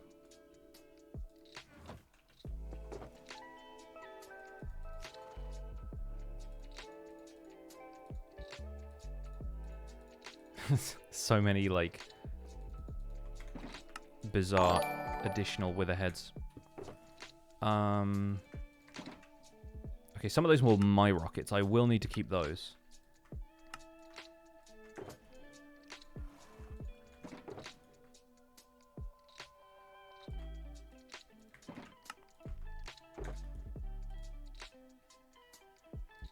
Yeah, I reckon that'll do. Give him half a shulker box today. Got to keep the lad hungry.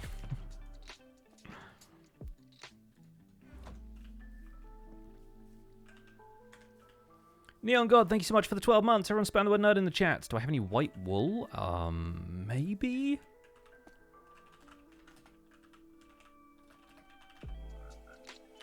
Let me check. I have a lot of string, actually, which could probably be turned into white wool at a pinch. But yeah, I do have a triple cave spider farm that I've not used for a while, but probably still has a lot of string in it. Also, there is Hermitopia, yes. But Hermitopia is inside of an impregnable glass case.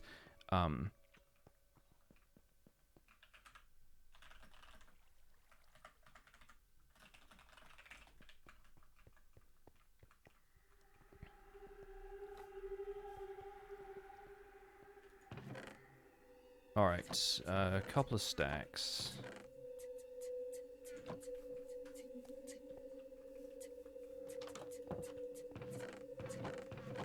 Do I not have any stored somewhere?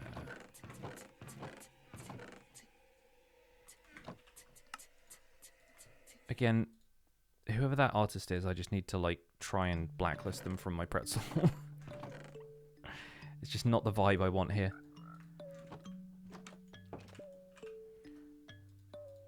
Okay, I can do you 80 wool. That'll do. There another wandering trader over here? Like, I can stand on this tree and see one wandering trader and another wandering trader. It's just not been loaded, I guess. That's funny. Chill with a fight. Am I late? I've been farming nether stars. We have about 74. So, you're good for now. Just needed to check that I didn't leave them in Ollie's shulker box. Oh, what? Why? You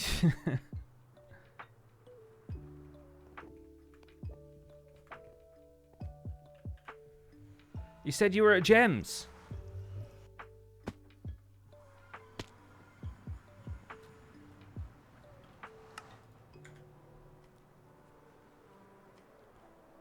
Christmas present ever, he says. Oh, you'll have fireworks whenever you need them. God. You said meet me at Gems, and then you're like, I'm at the big statue. Well, I'm that's because like, I came here, because I thought this would be where the wool was, but then you weren't here, and then I didn't have fireworks to get back up. Yeah, that's fair. You now have fireworks. Congratulations. Pleasure doing business with you, Pixel Riffs. Yes. Oh, you wanted wool as well? Where I have have you some of that. bloody been? You clearly have no room in your inventory. Can I help you with this? that? I will eat your potatoes. Good. Yeah, I can put the wool in here as well. I have 80 for now. That'll do. Probably. I've could probably just raid 12. Hermitopia if you need more. Oh, it feels bad stealing from the dead. I mean, they're not dead. They're just They aren't to me. dimensionally misplaced. Come with me, Pix. I want to show you our new path. Oh, a new path. Show Yeah, me it's a my thing yeah. where I make paths and don't make anything else. Oh, that works. That's always good. Always a good option. I just think it's my skill. It's my talent.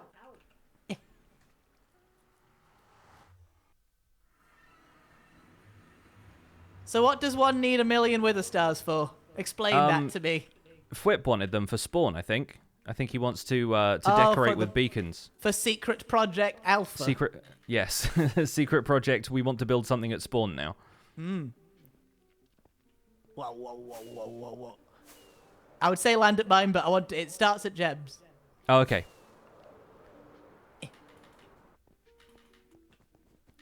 We'll hop on through. Yeah. Okay. So if you go left, you're at Gems. But if you go right through the portal, welcome to the Door to Pelican Passage.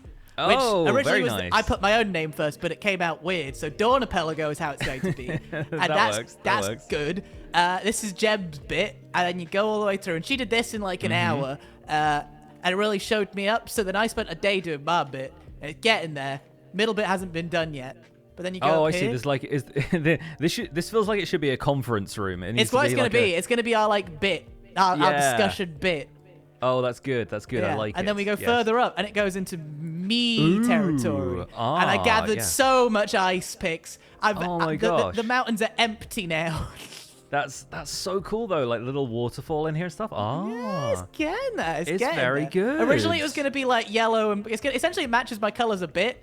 But then the Yeah. yellow downwards kind of didn't look good, so I got rid of that. yeah, but no, like the mangrove wood all matches your hat and stuff, and it's oh, it's nice. Yeah, it's all part of the new slightly Japanesey theme of my area, which isn't Oh, just very tents nice, yes. anymore. And Yes, then and from it's, here, it's gonna lead over to here, and then over to here.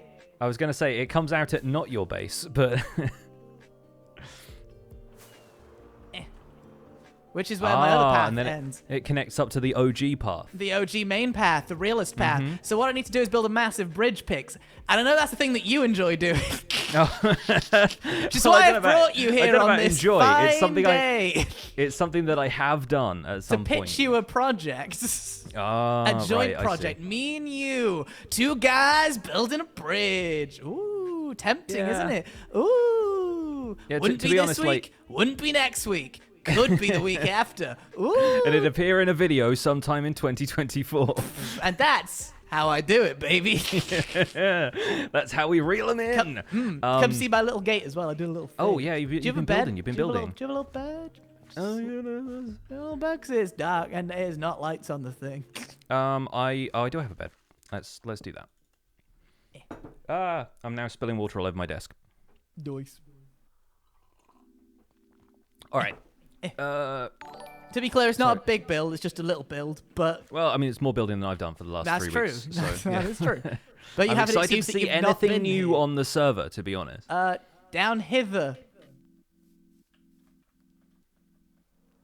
Oh, I see. Little transition between the material and the spiritual. I like Yeah, a it. little Tory gate kind of vibe. And then you look through and you get the nice sakura trees, and it kind of brings it together. And you're over here preempting new Minecraft update. Because Yeah, a little bit.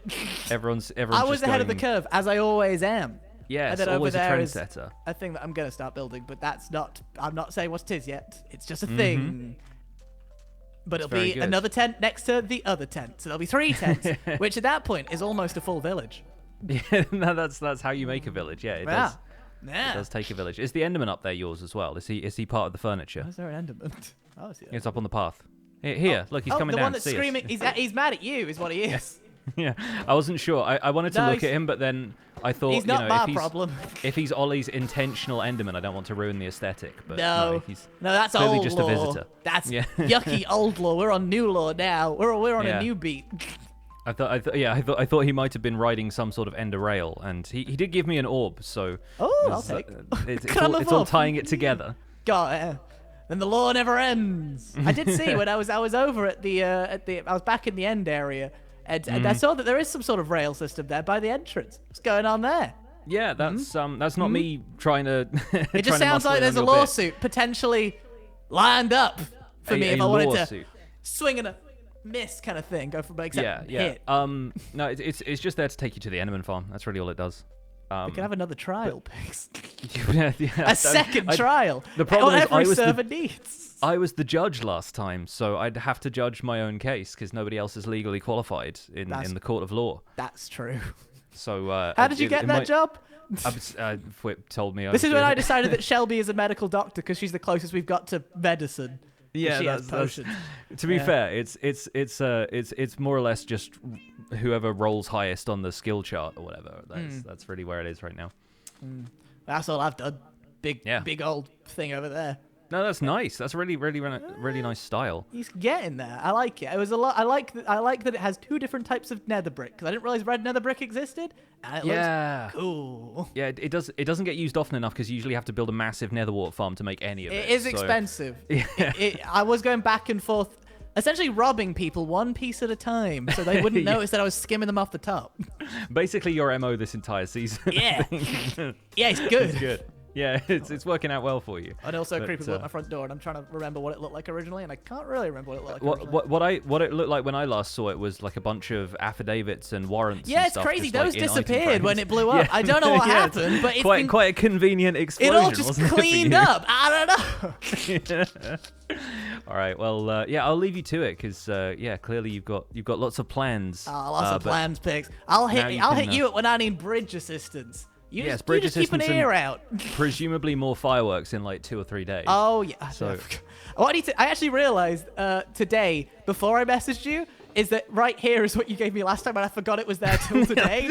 So There's so much. Why have you yeah, so I forgotten actually about didn't need the fireworks, but this is now saving me the bother of putting them in a crafting table, which I appreciate more. All right, I'm just doing your crafting for you now, I'll I pop guess. this But, here. like, yeah, no, I can see this was really just a means to get me over here and talk to me about a bridge, which I'm always It's nice to down for, catch so. up. You've been missing, Yeah, buddy. Yeah, I mean, this is In the law, first we don't social know call I've where had you since I've been went. back. And yeah, like I've not seen anybody else. It's been quite quiet whilst Yeah. I've been demolishing withers in the end. It has been. Which I'm all about to of start. January. Yeah, I'm probably going to do more with a fight while I can because I've probably got some more skulls over at the farm, and I don't know how many beacons Whip wants, so I have 74 so far, and I'll Sure. probably need to go and farm some obsidian after this. Well, have fun with that. I will. That sounds I will. like a I will great fly through your afternoon. gate and make my exit. Oh, yeah. We'll fly through the gate, and then it's next to the gate is the exit. Yeah. Okay, in a bit. Away. And yeah, the actual nether portal is down here somewhere. Look for the bubbles. There they are. There they are. All right. Sorry about the echo, folks. I play without headphones because I'm like that, and I prefer my own physical comfort over stream sound quality. So sorry if he was a bit echoey. I tried to turn the speakers down a bit. I also need to clean up some water that I spilled, which was not much. It was enough that I could theoretically just leave it there whilst I talk to my friend. But it is all over my desk, so I will clean that up. Give me a second.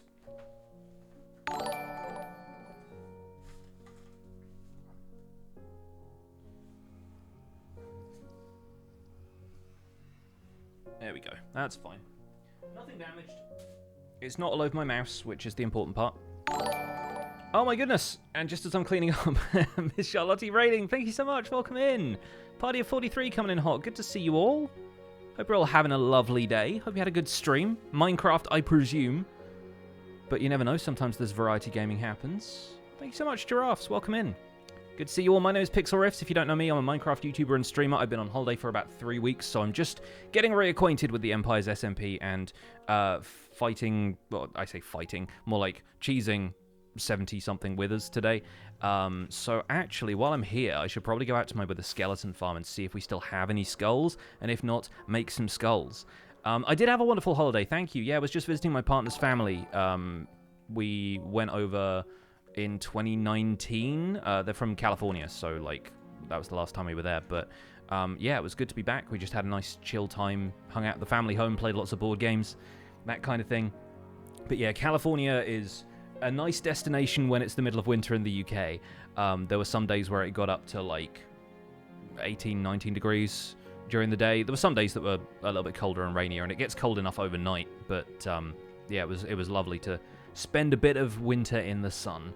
Happy Crafter, thank you for gifting that sub to Miss Charlotte. And Shan Hoot just before, thank you for the $5. Appreciate that very much. We also had Happy Crafter resubbing for 32 months. Gandarian, Low Fat, welcome back both of you. Thank you very much for the resubs. Such an amazing change of weather. They'd actually just had a really like sudden intense period of rain where there was like flooding in some areas of California, and it was the greenest and the wettest I've seen California for a while, because normally we go there and it's like, if it's summer, everything is just like golden brown because there's not been rainfall for a while. It's in a perpetual state of drought. But like the reservoirs as we were driving were like full of water, and like there were lakes where there weren't lakes before. We went for a bike ride at one point through an area that's called Coyote Creek, out near like Morgan Hill, California, and it was a really nice bike trail. But for a creek, normally it's very dry. And this time, the bike trail, at one point, we got about, like, 7 or 8 miles down this bike trail, it was flooded. And there was literally like a river running across the road. So we couldn't go any further than that. We just had to turn around and come back. But it was still quite a nice little ride. It was like, 20-mile ride all in all. So that was quite nice. This wither skeleton should be in the farm, but it's not. But that's fine, because I can just kill him. Oh, and he dropped a skull. Fantastic. We'll add that to the list. I was not expecting to get a melee wither kill, but apparently we did. So that's fine. Yeah, so we're going to be grabbing a few more wither skeleton skulls and then just getting back to cheesing stuff in the end while we chat. Because I have not streamed for like 3 weeks or more, and it's nice to catch up. Swoop on down here and see what we've got in the kill chamber, which I really haven't done any decoration for. I've clearly thrown out a lot of swords that haven't despawned yet. And the farm itself is still going great guns, which is lovely. And yeah, we have about 2 stacks and change in there. Let's kill a few more while we're here, just for the sake of it. It's a nice way to just refill the coffers. 1 or 2 with the skulls. Yeah, one or two stacks with the skulls. Be looking, had some good news about house purchase, so exciting stuff. Very exciting stuff. Congrats if that's all going ahead. Crossing my fingers for you that it's all going smoothly. Sam Goldhen Live, thank you so much for the 2 months. Welcome back. Good to see you. So yeah, we have enough of these to do, what would that be, split 3 ways. Yeah, another 48. We get up to 2 stacks. That'd be pretty good. We'll need a lot of obsidian.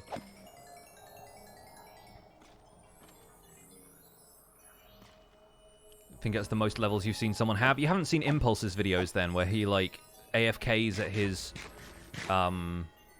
pigman farm until he has 1,000 levels. Does that pretty frequently. Or Azuma, who I think got to 1,337 levels just at a copper farm AFK session.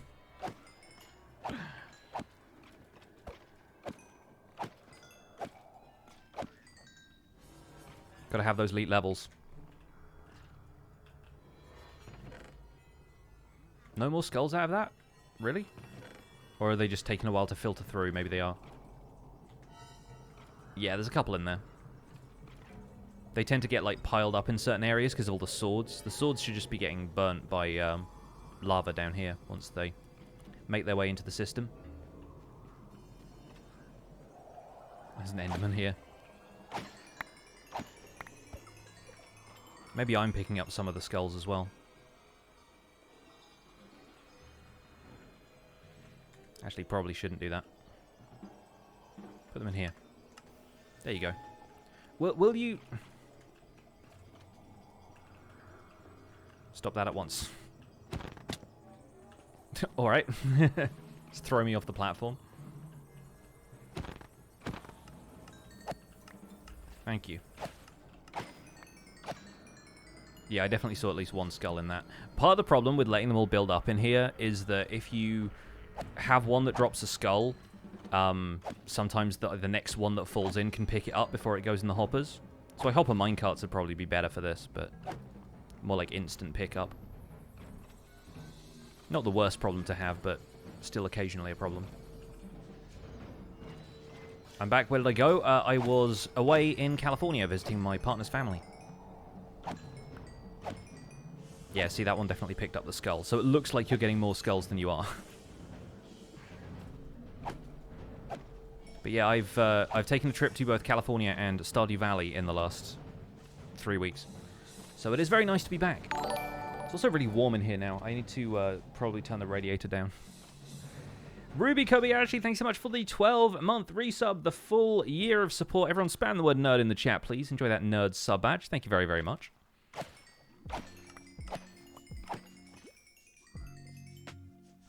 Alright, I am going to take a very short break while these wither skeletons all clatter their way into here. I'm just going to go run to the bathroom, so bear with me. We'll be back in just a few minutes' time.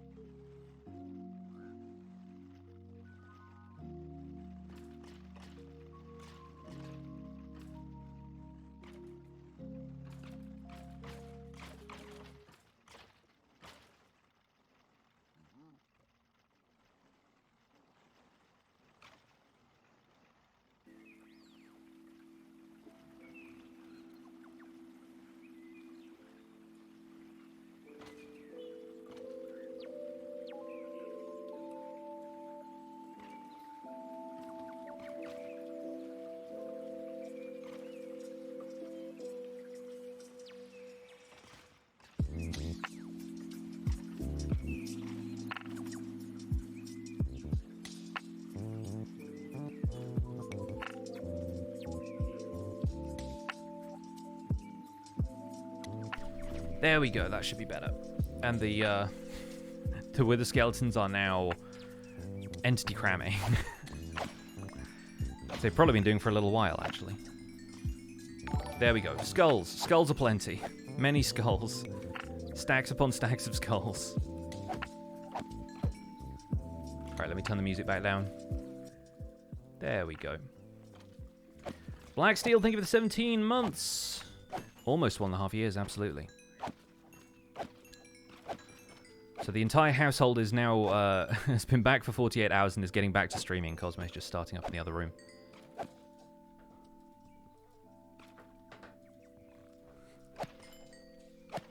Chair has had an uneventful 3 weeks. Yeah, just been tucked in under the desk for the last little while. What do I do to use up all my levels? I really don't. That's why I have 471 levels. Occasionally I have need to enchant some stuff, or I use anvils to rename items. That's pretty much the only time you use XP levels for anything at endgame. Minecraft just dropped a sniffer video on YouTube. Nice. Well, that's just prime. Potato People Amber with the 43 months, closing on the 4-year nerd. Awesome stuff. Thank you so much for the close to 4 years of support. Appreciate that very much. Alright, let's throw the swords out. And 7 more skulls in there. Probably a few more coming through here as well. Also, lots of coal. And many bones. So if I ever need bones again, I've got lots of lots of blocks of coal here as well. I should probably let everybody know how much of that I have, just in case they need it for like builds and stuff. In case anybody wants to like. I know there's other bone farms and bone meal farms and stuff on the server already, but this is borderline ridiculous how much it can produce. Mysterious Crow, thank you for the 4 months. Welcome back. Yeah, I think we'll just roll with this. I don't think Ollie has said anything new, so I think we can mosey on out of here. I genuinely cannot remember how I got around this for the most part, so I'm just gonna drift on down. One thing I remember is I need to keep the boat so I can get back. You can fly, but it's just... I think it's actually slightly faster using packed ice. Unless you gain momentum with Elytra. Well, bottom of the glass was still wet. My coaster's on the floor now.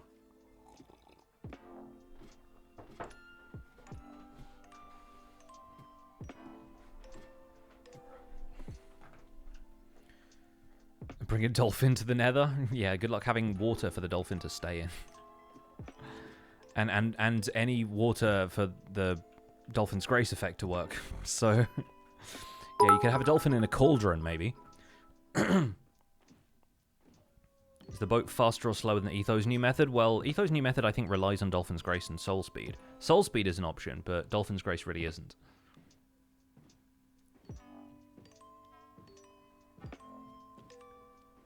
Yeah, you can fill a cauldron with water in the nether, but you can't have any flowing water or, like, water source blocks, so... oh, and speed beacons. Sure, yeah. Yeah, I think a boat over packed ice is something like 78 blocks per second? Or 72, something like that. Packed ice is like 40, but blue ice is like 70-something. But I think the Dolphin's Grace, Speed Beacon, Soul Sand thing is like 140. It's like twice as fast.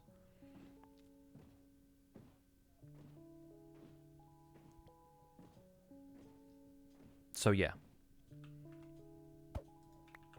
I think when Doc did it on Season 8 with Dolphin's Grace and Soul Speed, it was something like 140 blocks per second.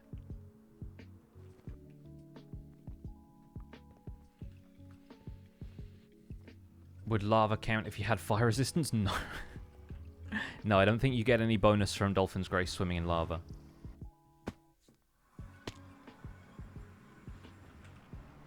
I'm coming back here to get more soul sand. But on Blue Ice is 72.73. That makes sense. Don't need voice chat anymore, so I might as well mute just in case I fly past and Ollie is somewhere and I'm just yammering on about soul speed.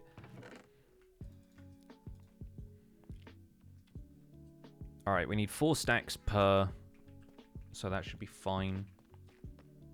Ravenfly Gaming, thank you for the 200 bits. Appreciate that. Here's the ghost cat. A few people have noticed the ghost cat and haven't really said a whole lot, but it's down there.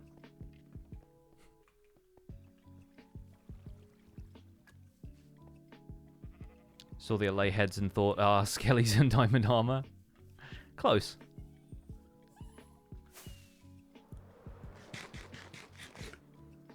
Why is the cat ghost? Back when I had built the catacombs for the first time, a lot of people, I think especially like fan artists, were making jokes about how the catacombs needed a cat. And so like a picture of my like archaeologist character with a ghost cat went around for a while. And there were all these headcanons about me having a ghost cat. And so I asked the folks who develop our custom entity models spin-off if I could have a ghost cat, and they were like, yeah. So we did it. The name is even from somebody's, like, fan post.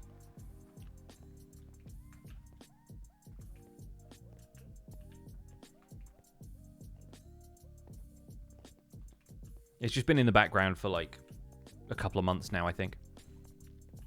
Obviously, not the last month I haven't been making videos, but, like, the months before that, it was definitely there.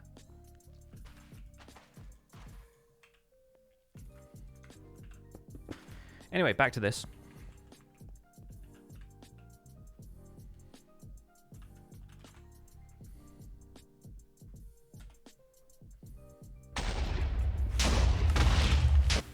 Back to turning this down.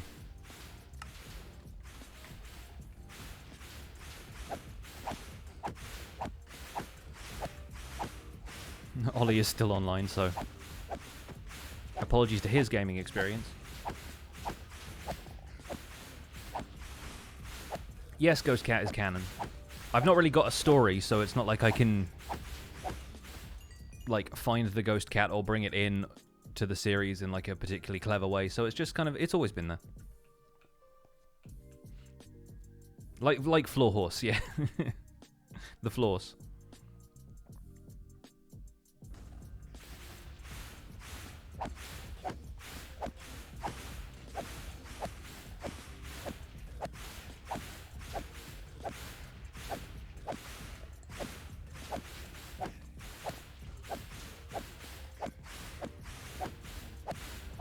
So me and Ollie are building a bridge now. It's quite exciting. I need to really do some proper research into bridge building methods and styles, not just for Minecraft, but like architecturally speaking. Because, yeah, I feel like I have a lot to learn still. I know I built the Great Bridge on this, but I don't think the Great Bridge is really structurally sound. It's just a large build. Have I watched any Hermitcraft TCG? I have not watched much Hermitcraft since I've been away. I've seen bits and pieces. But, like, I wasn't contributing to the recap for the last 3 weeks. As Liara well knows. Thank you so much for the 53 months, Lee. Glad to be back. But yeah, Zloy's been basically running the recap as, like, a two-person team, and obviously got Zedaf to host the last one, which was very cool. For people who haven't seen Zedaf's previous appearance on the recap, there was an episode that was narrated by Wormman and Evil Azuma sometime in like season 6, I want to say. So that was a laugh. Am I going to play a match? No, I'm not on Hermitcraft. I think at one point, I was trying to, like, me and Beef were trying to coordinate a time for me to come on and, like, play test for him. But that didn't work out, and then I went on holiday, and I think now the game is out. He doesn't really need that anymore. Banana54, thank you so much for the 2 months. But yeah, like, it's just cool watching them play. Like, I have no desire to jump in there now, because, like, I'm not going to be competitive. They're going to flatten me. I just wanted to help out if I could, you know? But it seems to be going pretty well even without any additional help from me. Still think the crossover was one of the best ideas. It was great. Yeah, it was so fun. Like, just hanging out with the hermits and finding an excuse to do that without actively joining Hermitcraft. Aside from that one bit where we did, was quite good. There's definitely a couple of people I wish I'd had more time with. Like, I had one conversation with B-Dubs when we recorded the Dodo short, and he was so lovely. Like, he's such a sweetheart. And, yeah, he got sick and obviously didn't have as much time to make videos, and his way of making videos lately has very much been on his own schedule. And then Create Mod happened, and so I didn't get much of a chance to hang out with Tango or Corrales or some of the others, but we got to do the Advancement. That was amazing. Like, there's all the stuff with the Zoomer was fantastic. Seems like it was fun, but also broke FWIP. I mean, it's so much to plan. Like, and when you're... FWIP is basically like the admin and chief organizer of this server. Like, he's not the only reason stuff gets done, but it's close to that. And yeah, like, the admin capabilities and making sure everyone's on the same page about plot points and mods and everything else is just, like, it's pretty difficult to maintain your sanity throughout all of that. And both him and Grian, who was really the one who organized it on the Hermit's side, did a pretty fantastic job. But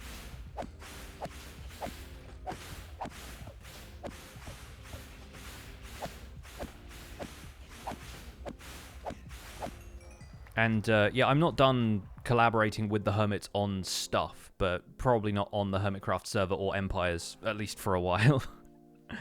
Me and Azuma have some stuff planned. Not necessarily even Minecraft, like we might play some other games together at some stage. But yeah, like there's reasons to collaborate, and like a lot of the time that's just, hey, we could be good friends in another life. You know, how about we find out whatever our mutual interests are and follow up on some of those, you know? Like, the one thing that I keep coming back to, the funniest thing about all of this for me is, I think it was the first or second Clash of the Creators that I participated in. I was on a team with Azuma and Rendog, and it turned out that we had all been at the same music festival at the same time in 2006. And that's just mind-blowing to me. Like, obviously, like, music festivals are big events, so a lot of people there, and we all live in the UK, but it's still absolutely fascinating to me that me, Azuma, and Ren were all in the same place at one time, like, 15 years ago. All on the same day. Well, it was a 3-day event, so I was there for all 3 days. I don't know if they were as well, but we would all have been there at some point. But Download Festival in 2006 was the, I think, 20th anniversary of Metallica's Master of Puppets album, and they headlined on Saturday and played the entire album start to finish. And I mentioned that during one of the Clash of the Creators things, and Azuma was like, yep, I was there, and Rendog was like, so was I, and I was like, what? That's absolutely wild. But obviously Azuma's, like, you know, really into metal and whatnot, so it's not necessarily surprising that he went to see Metallica on the 20th anniversary of their biggest album, but, like, yeah, the fact that all three of us were all there. I expect, you know, on balance, some of the other people from Hermitcraft might have been there at some stage as well. Like, maybe one of them attended Leeds Festival the time I went to that, you know? Like, there's there's options. But you may have seen X's face. I mean, who knows? But it was 2006. YouTube barely existed at that point. He wouldn't have been Azuma then. Or if it was a name that he had before that, then it, you know, would hardly have applied to anything that I knew about.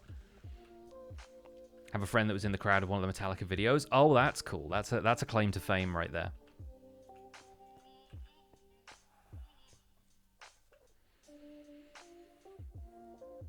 Metallica doing 2 headline nights this year. Wow, nice. That's cool.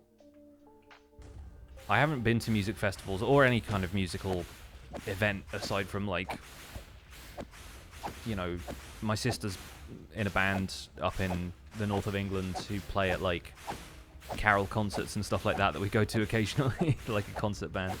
But, yeah, I haven't been to, like, proper gigs from bands that I listen to and stuff for a while. Outdoor festivals seem like the best way to do that right now, to be honest, with COVID still lingering.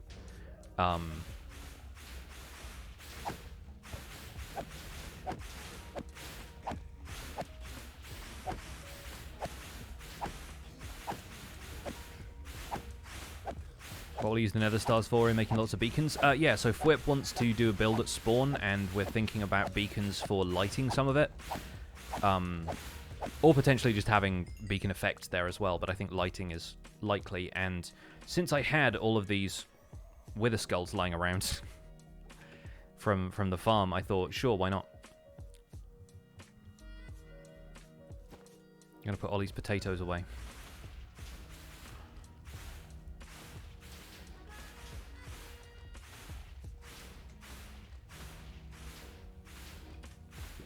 Could there be a separate party server where once or twice a year both groups can gather for a couple of days to interact rather than a long plot line? Yeah, I mean, we could do stuff like that. The question is often, you know, where's the benefit views-wise? Like, you know, how does it factor into what either of us wants to do? Like, we could do some of that stuff, but, like, that's what the life server is, right? Like, traffic server, last life, third life, whatever.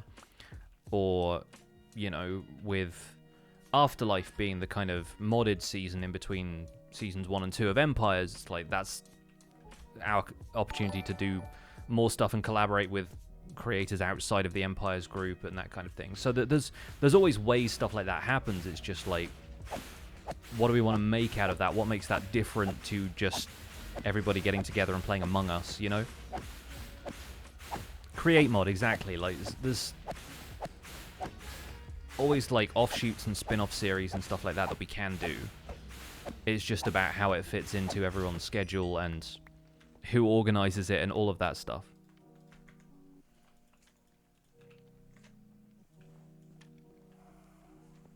Doofus Talon, thank you so much for the 13 months. It's nice to be back. It is nice to be back. I get such, like, I don't get, like, terrible anxiety being away. Like, most of the time I don't think about it, but I always worry about, like, what happens if somebody breaks in while I'm away and I come back and, like, all of my equipment is gone or something, you know? I just always, I always worry about that stuff. So, coming back home and feeling the relief of, like, oh good, my computer's still there. Like, not that it's gonna go anywhere. I've locked my house. It's fairly secure and everything, like, but it is, like, this weird sense of relief being home and knowing that my entire life is still intact.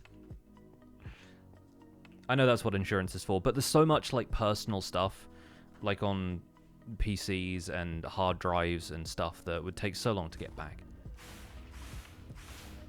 I was only gone for 5 days. I still hid my computer in case anyone broke in. Right, yeah, like...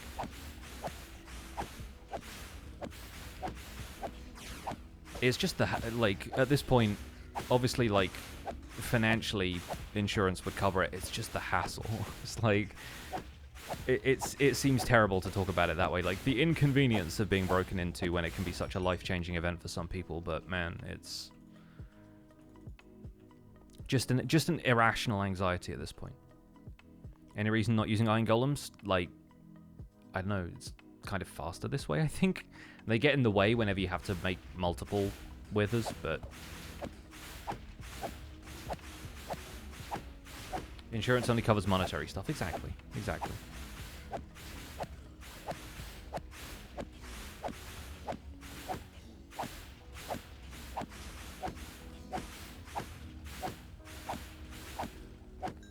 But yeah, I had my house broken into when I was still, like, fresh out of university, and my laptop got stolen, and since then I've always been incredibly paranoid about, like, leaving stuff in view of an open window or whatever. Like, I just have that ingrained in my brain now.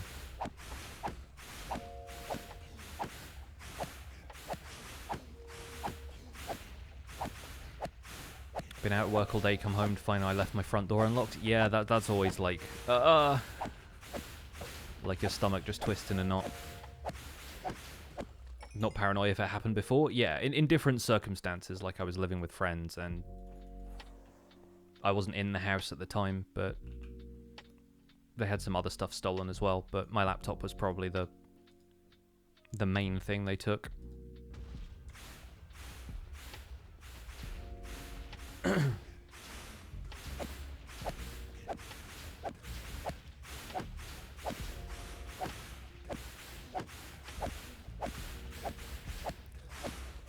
We are going to close out the stream just about finishing up killing all these withers, I think.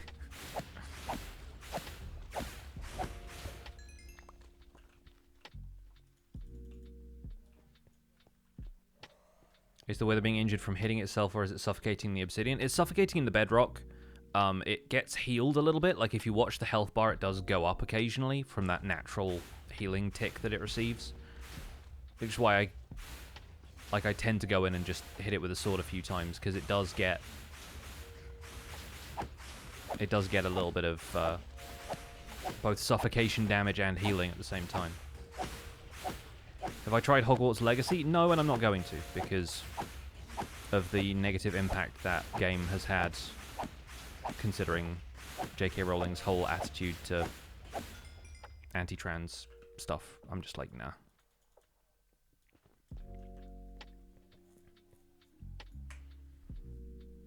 Like, it might be different to people outside of the UK, but inside of the UK, especially, she has a lot of influence on legislators. Like, her Twitter account has been quoted in Parliament, and I think in the United States, either like the House or the Senate or something, as well as like, you know, a public opinion on trans people, and I'm just like, we can't be doing this. So I'm like, nah, not interacting.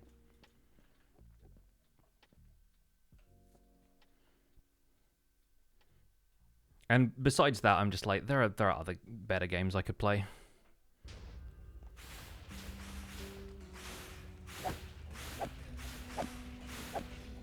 Video from this morning had a Hogwarts Legacy ad at the beginning for you. Okay, well, like, ads are, I don't know what I can do in terms of restricting them, but they're like usually targeted depending on your search results and stuff.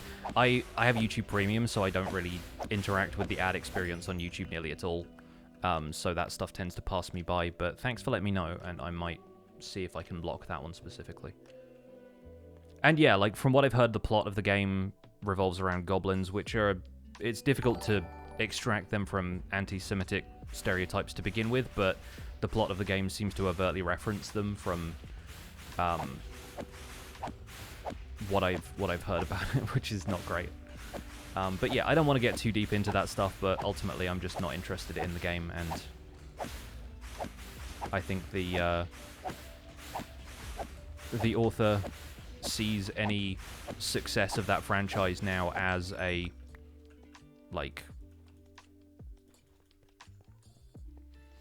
what do you call it? Like, as a confirmation that people align with her views, which is not great considering what her views are.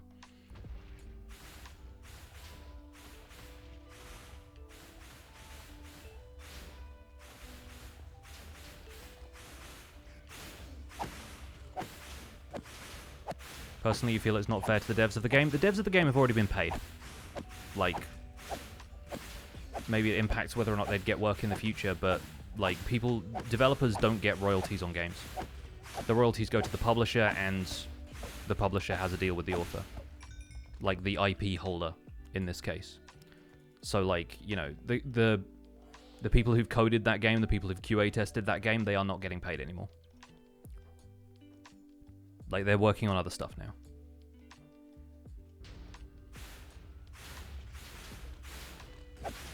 Well, that's just Billy, thanks so much for the Prime sub. Brand new sub to the channel. Enjoy your emotes and your sub badge. Welcome to the Pixels. Thank you for subscribing whilst I'm ranting about Hogwarts Legacy. I will stop. But yeah, there are a few people in my circles who've been playing it lately, and I'm, like, reserving my opinion about that because I know it's a content creator landscape and it's going to be a popular game regardless because it's a franchise that everybody cared a great deal about at one time, even if they don't anymore. So, like, hey, AAA game, people are excited about it. I'm not interacting with it. Not at all. Samuel Maxima, thank you so much for that Tier 1 sub. OT, thank you for 17 months of Tier 2. Really appreciate that. And Tadpole Milk, thank you for your 23rd month supporting the channel. Have I seen the new snapshot for 1.20 release? Have you seen my video about it that I published this morning? Unless there's been one today, in which case I have not. But yes, I've seen 07A. I made a video yesterday.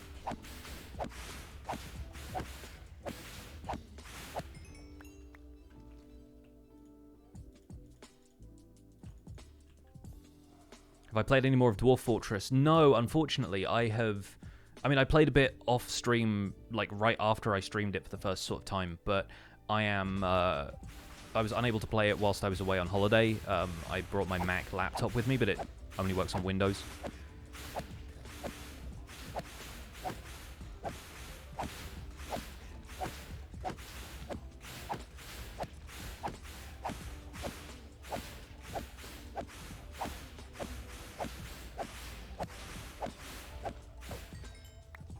But, yeah, if I get more time, I definitely want to play more of Dwarf Fortress. I'm also, like, replaying Elden Ring, because I've been watching a couple of people streaming that, and it's getting me back into it, and I really want to play more of Elden Ring. There's some stuff on my first playthrough that I didn't even touch, and I spent 150-something hours on my first playthrough of Elden Ring. So, I'm watching somebody, Jacob from Drawfee, and Jacob and Julia from Drawfee, on their stream going through basically all of the NPC missions using a guide, and there's so much stuff that I missed that's just like really, really fun. Like basically everything with Volcano Manor I skipped. I did the shortcut and I just went and fought Rykard.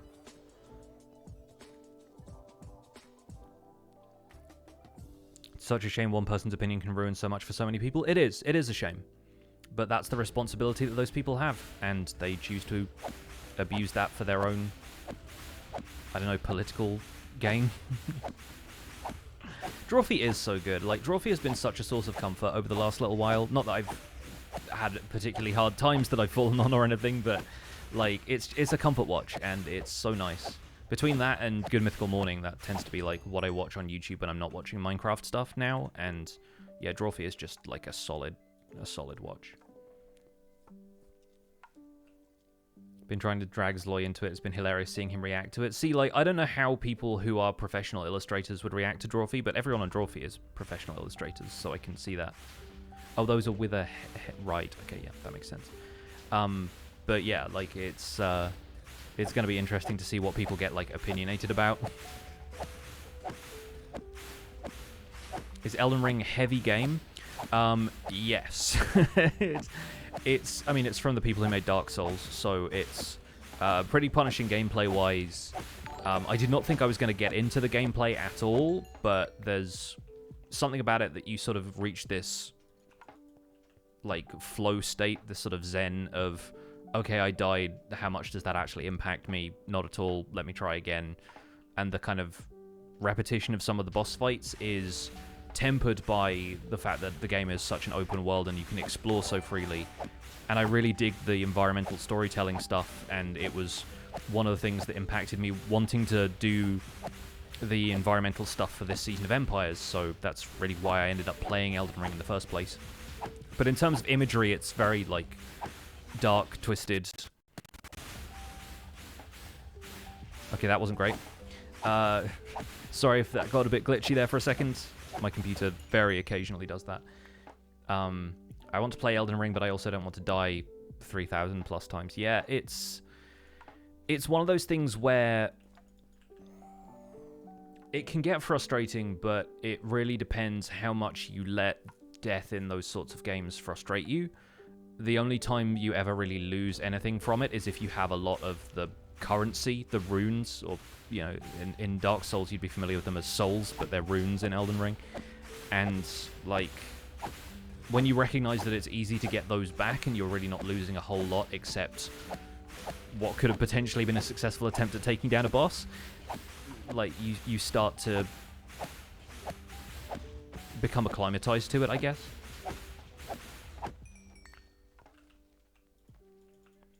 Yeah, I think it's mostly just unfortunate that people who play those games are so opposed to there being accessibility settings and like an easier mode for the game, or like a story mode where you could just go through and experience the cinematics, but so much of the gameplay of it it's about finding your own story and picking through it, and so like you wouldn't really learn anything from just watching the cinematics of Elden Ring, because there aren't that many. But I recommend, like, there's a couple of good playthroughs out there that you could watch that'd be really fun. Everyone plays the game sort of differently.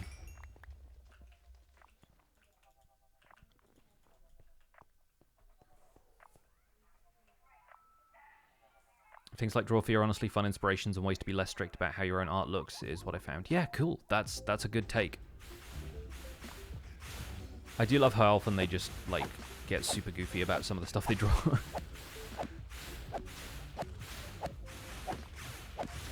Held off on all the Soulsborne stuff because the community had tainted things for me, but my partner thinks I'd like it since I did an ultra-hard no-death run of Horizon Zero Dawn last year. I think, from having been, you know, reading the Elden Ring subreddit for a little while, I don't know if it's just the community around Elden Ring, but they do a good job of calling out the toxicity around the just get good mentality now, and I think that's quite healthy for the community as a whole. They're sort of starting to see how memifying stuff like that is not benefiting them. It is an open world kind of game, yeah. It's got a lot of exploration, a lot of very rewarding exploration. So how this is the obvious comparison that a lot of people made, but in Breath of the Wild you end up exploring an area just because it looks interesting, and if you've played other games before, you start to subconsciously pick up on the signposts the developers have left for you that, hey, there is something here that will be worth you looking at. Like if a valley leads to a specific point and you see like a landmark at the end of a valley, they're kind of framing it in a way that goes, oh, that looks interesting, maybe I should go see what's down there. And yeah, like Elden Ring does that all the time. Or like there are statues that if you go up and try and look at the statue, it will point away towards something, and then you go and look at whatever that is, and then you find that those statues recur throughout the map, and you start to recognize, okay, those are just pointing me towards the smaller, like, self-contained dungeon things that you can run through.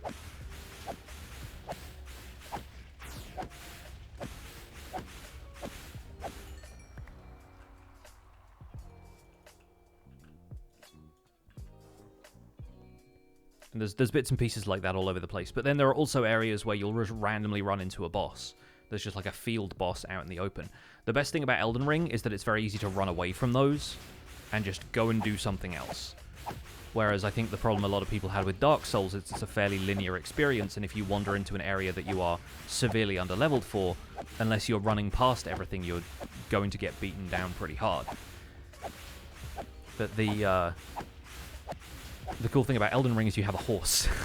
So you can just ride away at speed, and most things are not fast enough to catch up to you.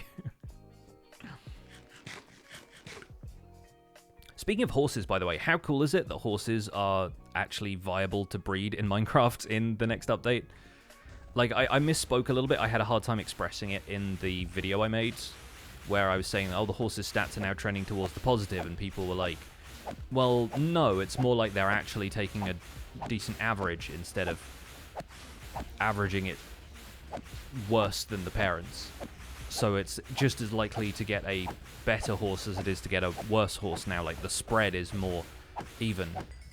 And I still think that ultimately means they trend more positively than they were before, but I should have said, like, relatively speaking, they trend more positive than they do before. What do they change about them? So, basically the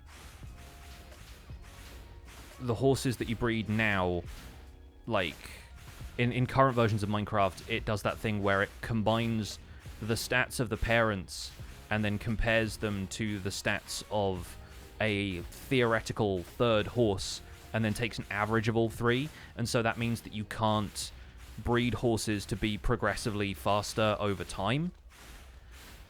And it's now possible to breed them to be progressively faster over time. Like, if you do enough horse breeding, you'll be rewarded with the horse with the best stats. Yeah, watch Azuma's video, or if you go to King B-Dogs' Twitter, I think he said that Matt Gatland had made a visual representation of it that works really well. I'm not sure if that's the resource Azuma used. I haven't seen X's video on it. Why bullying the Wither? We want nether stars. We need to make beacons. Is it only for speed, also for jump and health? It's stats. Just all stats. So yes, jump and health included. So in theory, you could end up with a horse that is the fastest and jumps the highest and is very healthy. But the fact is, like, I think that's a really good thing for the game now, because you could say, well, everyone's just going to end up with a really fast, high-jumping, like, everyone's going to end up with the best horse. Like, statistically speaking, over a long enough period of time, everyone ends up with the best horse. And we're like, yeah, but having the best horse is actually nice and balanced now because we have other better ways of getting around, like Elytra. So, like, if you want to go into the horse breeding thing, you can. It's like saying everyone already has the best llamas. You can breed for stats, and it is worth doing now.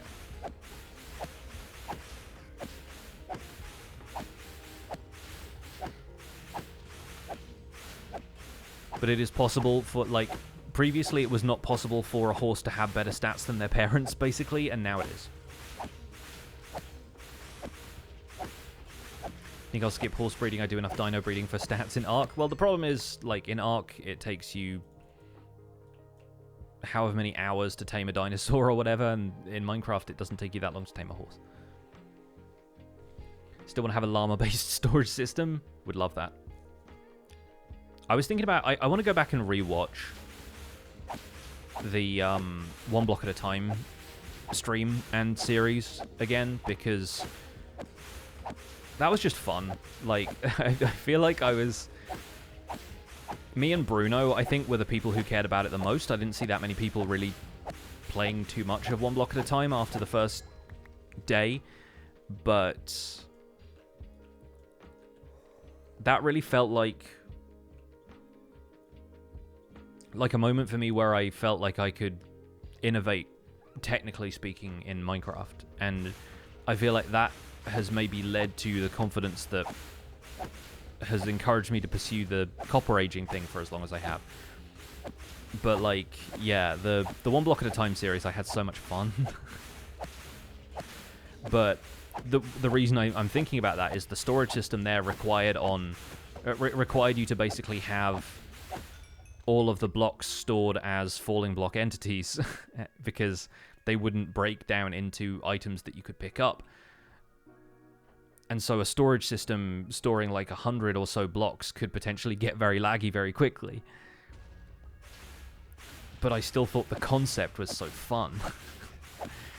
Just being able to walk up and like swipe a thing off of the torch or pressure plate or whatever it was resting on. And, oh, so good.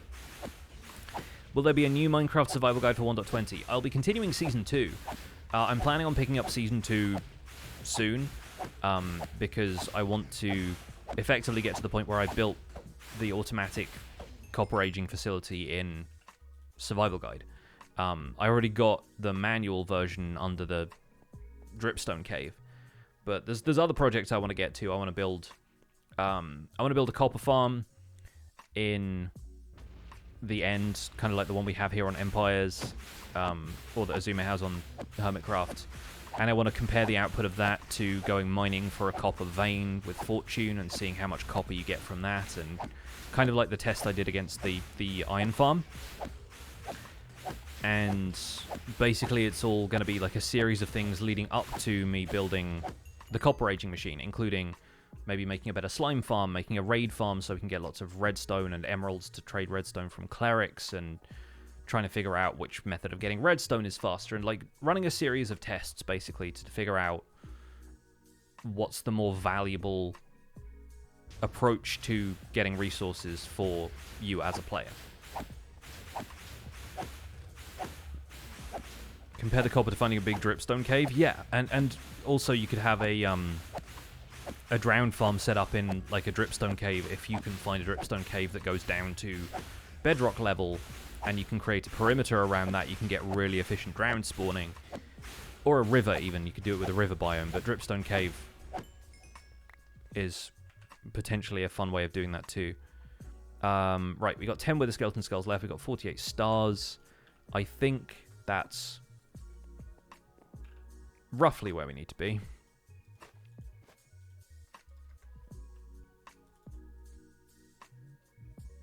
Where did I put the other ones?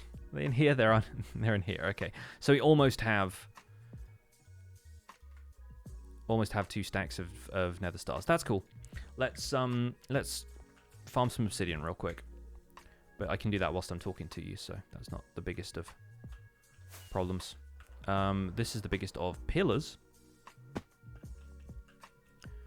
So where do we need to stand? Probably about here. Do the F3T trick, and we're good. Okay. I'm not going to set up a beacon for it. I don't plan on farming obsidian for long enough that it's really going to be that beneficial. And we can just hands-free it and talk. So, yeah, like the idea is to resume survival guide fairly soon. Like, I won't put a date on it because I'm still kind of tired. But yeah, we'll start making Empires videos and survival guide videos kind of concurrently, and I'll see how that goes for me. To be honest, like, it's been really difficult sustaining 2 series for me. It's historically been a problem for me with other series too. But I'm hopeful that I can do a bit of it. I just need to do a bit of research into how some of the farms work, and as far as the raid farm and the copper farm, I need to find a way of presenting those that isn't just repeating one of Ian Exo4's tutorials, right? Like, I know there are people out there who do that, but I don't like doing that. So I really want to, I'm probably just going to build the farms off camera, follow Ian's tutorial, link that in the description, and say, okay, we're going to present this as, let's test this copper farm against other copper farms. And let's test this against other methods of acquiring those resources, you know? And then people can go and find the tutorials themselves if they want to. And I know my series is a tutorial series, but we can start looking at it as like a series of experiments for that. And yeah, overall, Jaxadoc says so many ways to build every farm now. I'm in favor of there being multiple solutions to a problem. I mean, the problem in this case being, how do I get resources? So I would like to try and design farms of my own, knowing that they're not going to be nearly as efficient as something that's been heavily refined and worked on by people who are much more familiar with the technical game than me. So I'd like to try doing a drowned farm and a dripstone cave, even though I know it's not going to be as fast as the drowned reinforcement farm that's generating like 50 zombies every time you swing a sword, you know? Had fun showing off how much copper you can get by mining the other day on stream. Copper farms feel so pointless. And they are, depending on your usage. That's the thing. Like, it's really the overall advantage is that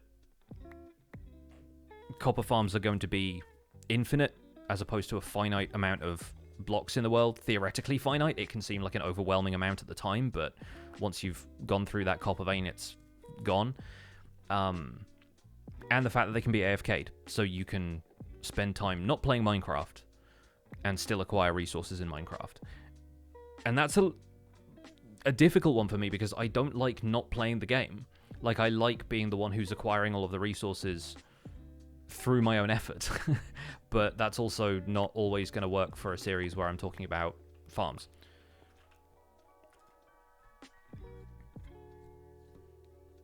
It's easy to say, oh, there's more efficient farms that exist too, but it can be fun to try and figure it out.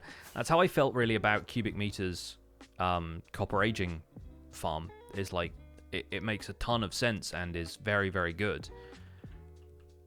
I just have this one vision for a farm that I want to see through to its conclusion, and for what it's worth, people have been very patient with me once I explained that. Like, I don't recall there being any comments on the David 6 tutorial video where people are like, but why would you build this when there are better versions out there?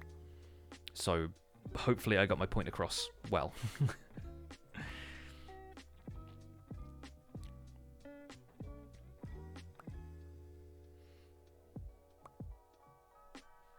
I think the other advantage to it being that copper aging is something that people are content to do by manual means a lot of the time because they're not working with huge amounts of copper.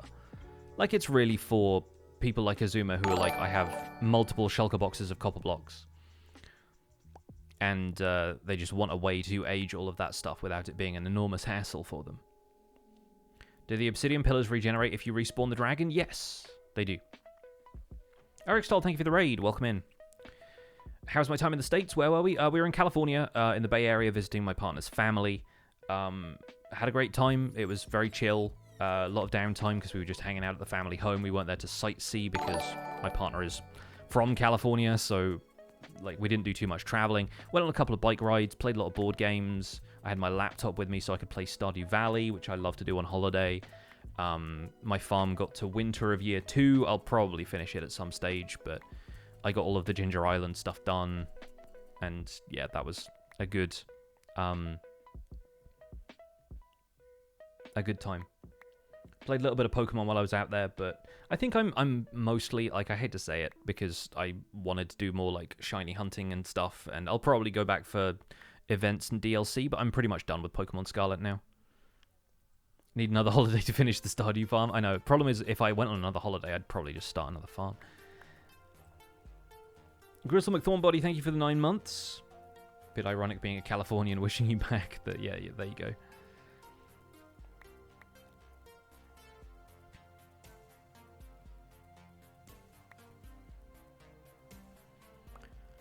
Placing signs has to be one of the worst things about building a farm where you need 576 down, 152 to go. Oh, okay, right. So sorry, you're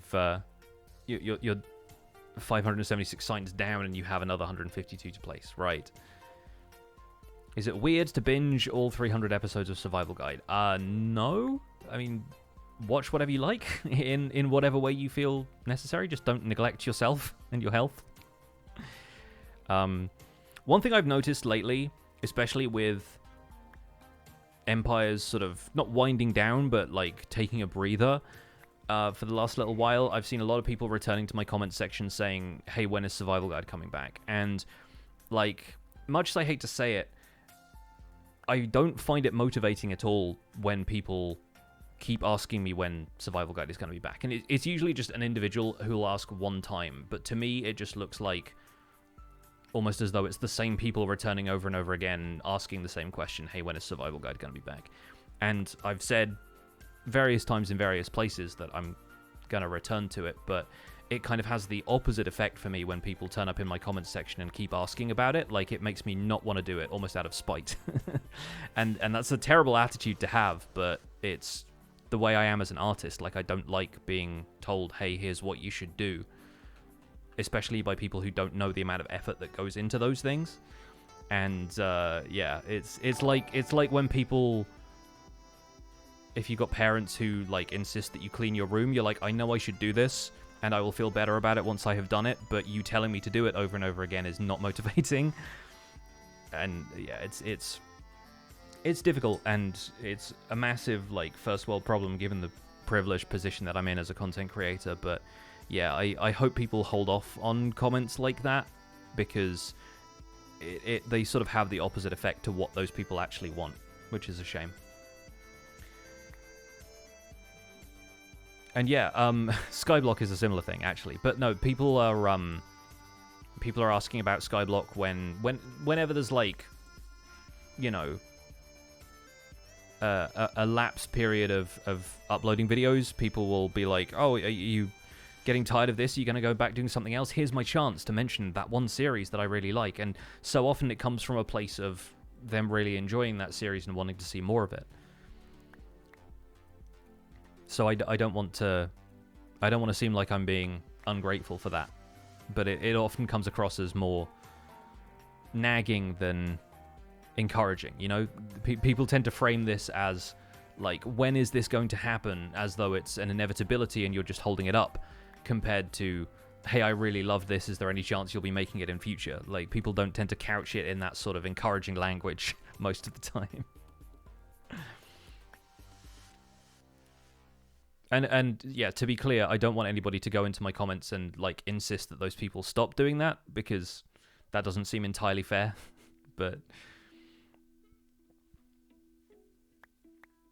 basically the answer is always when I'm ready. Even when it comes to just like, when's my next episode coming out? Like, sometimes I will have plans for that. Most of the time, I just want to do stuff until it's done.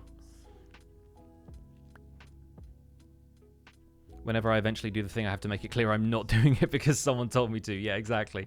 Imagine if I started every survival guide video with like, I want to make this clear. I'm not making this survival guide episode for you. I'm making it for me. Good luck having a series with that attitude.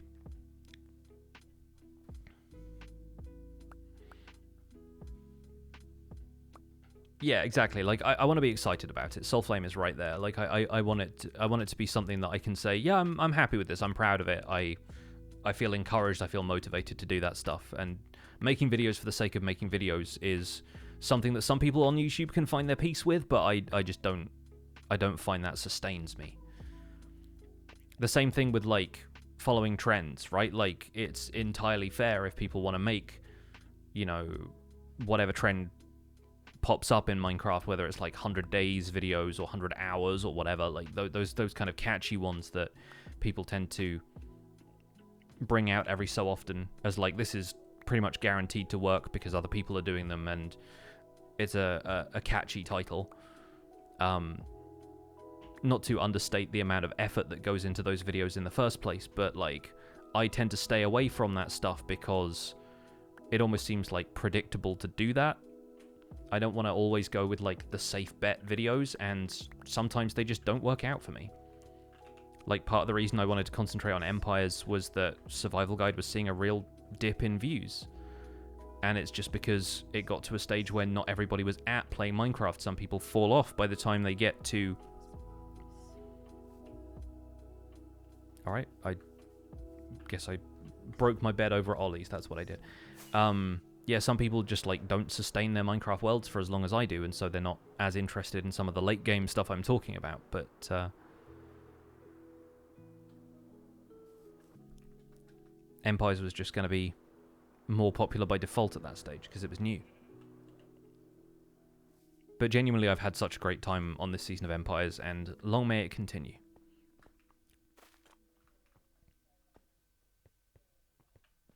In my house, the rule is if you nag someone to do something, every time you nag, it adds an hour to when the person actually does it. Yeah, like, I've done that a couple of times just to mess with people, where they say, oh, when is the next video coming out? And I'm like, by asking me this, you've added 1 hour to the production time, or like, you add a week every time you ask or whatever. But I feel like that's kind of mean.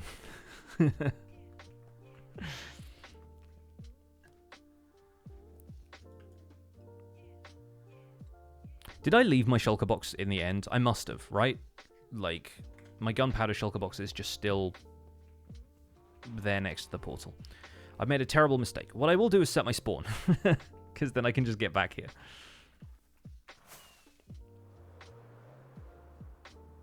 I'm here to visit both of my wandering traders, although I think one of them has now despawned. How long does a typical series like Empires last? As long as it, you know, it really doesn't have a fixed length. Like, in terms of video numbers or in terms of time span. Like, I'm pretty sure by this point in Season 1, everyone was done. In terms of, like, the scale of the series. I think it was wrapping up around this point, comparatively speaking, from Season 1.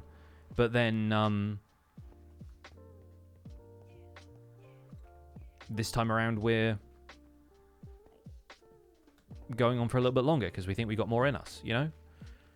And the same trend happened with Hermitcraft, where you see those folks making longer and longer seasons each time, but then occasionally they have a short season and people are like, wait a second, is the season short? It's like the season has its own identity from when it starts. It's always going to end up just going as long as it naturally feels like it should. Alright, that's a stack of beacons. Pretty good.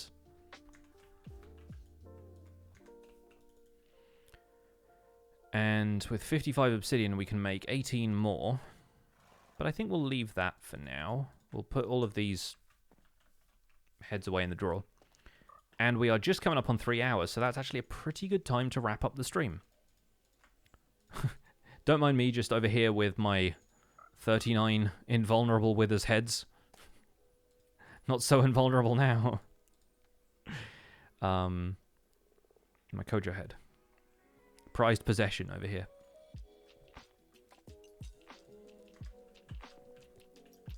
Damn, you just got here. Oh, it'll always happen that way. People always end up turning up at the last 5 minutes of the stream and being like, but I just got here. It's fine. There'll be other streams. In fact, there'll be another stream. Probably not this Sunday, because I'll be streaming over on 8-Bit Community with the Dungeons and Dragons crew. I missed the last session because I was out in California, so excited to see what they've been up to. But now I'm going to be back on Tuesday, Thursday, and next Sunday. So that should be fun. Is that a chocobo? That's my dodo. His name is Winchester. He's a good boy. We're going to raid somebody.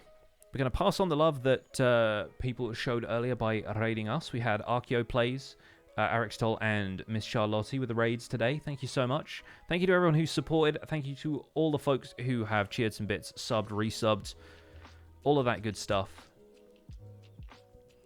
And I'm going to send you folks over to Bruno.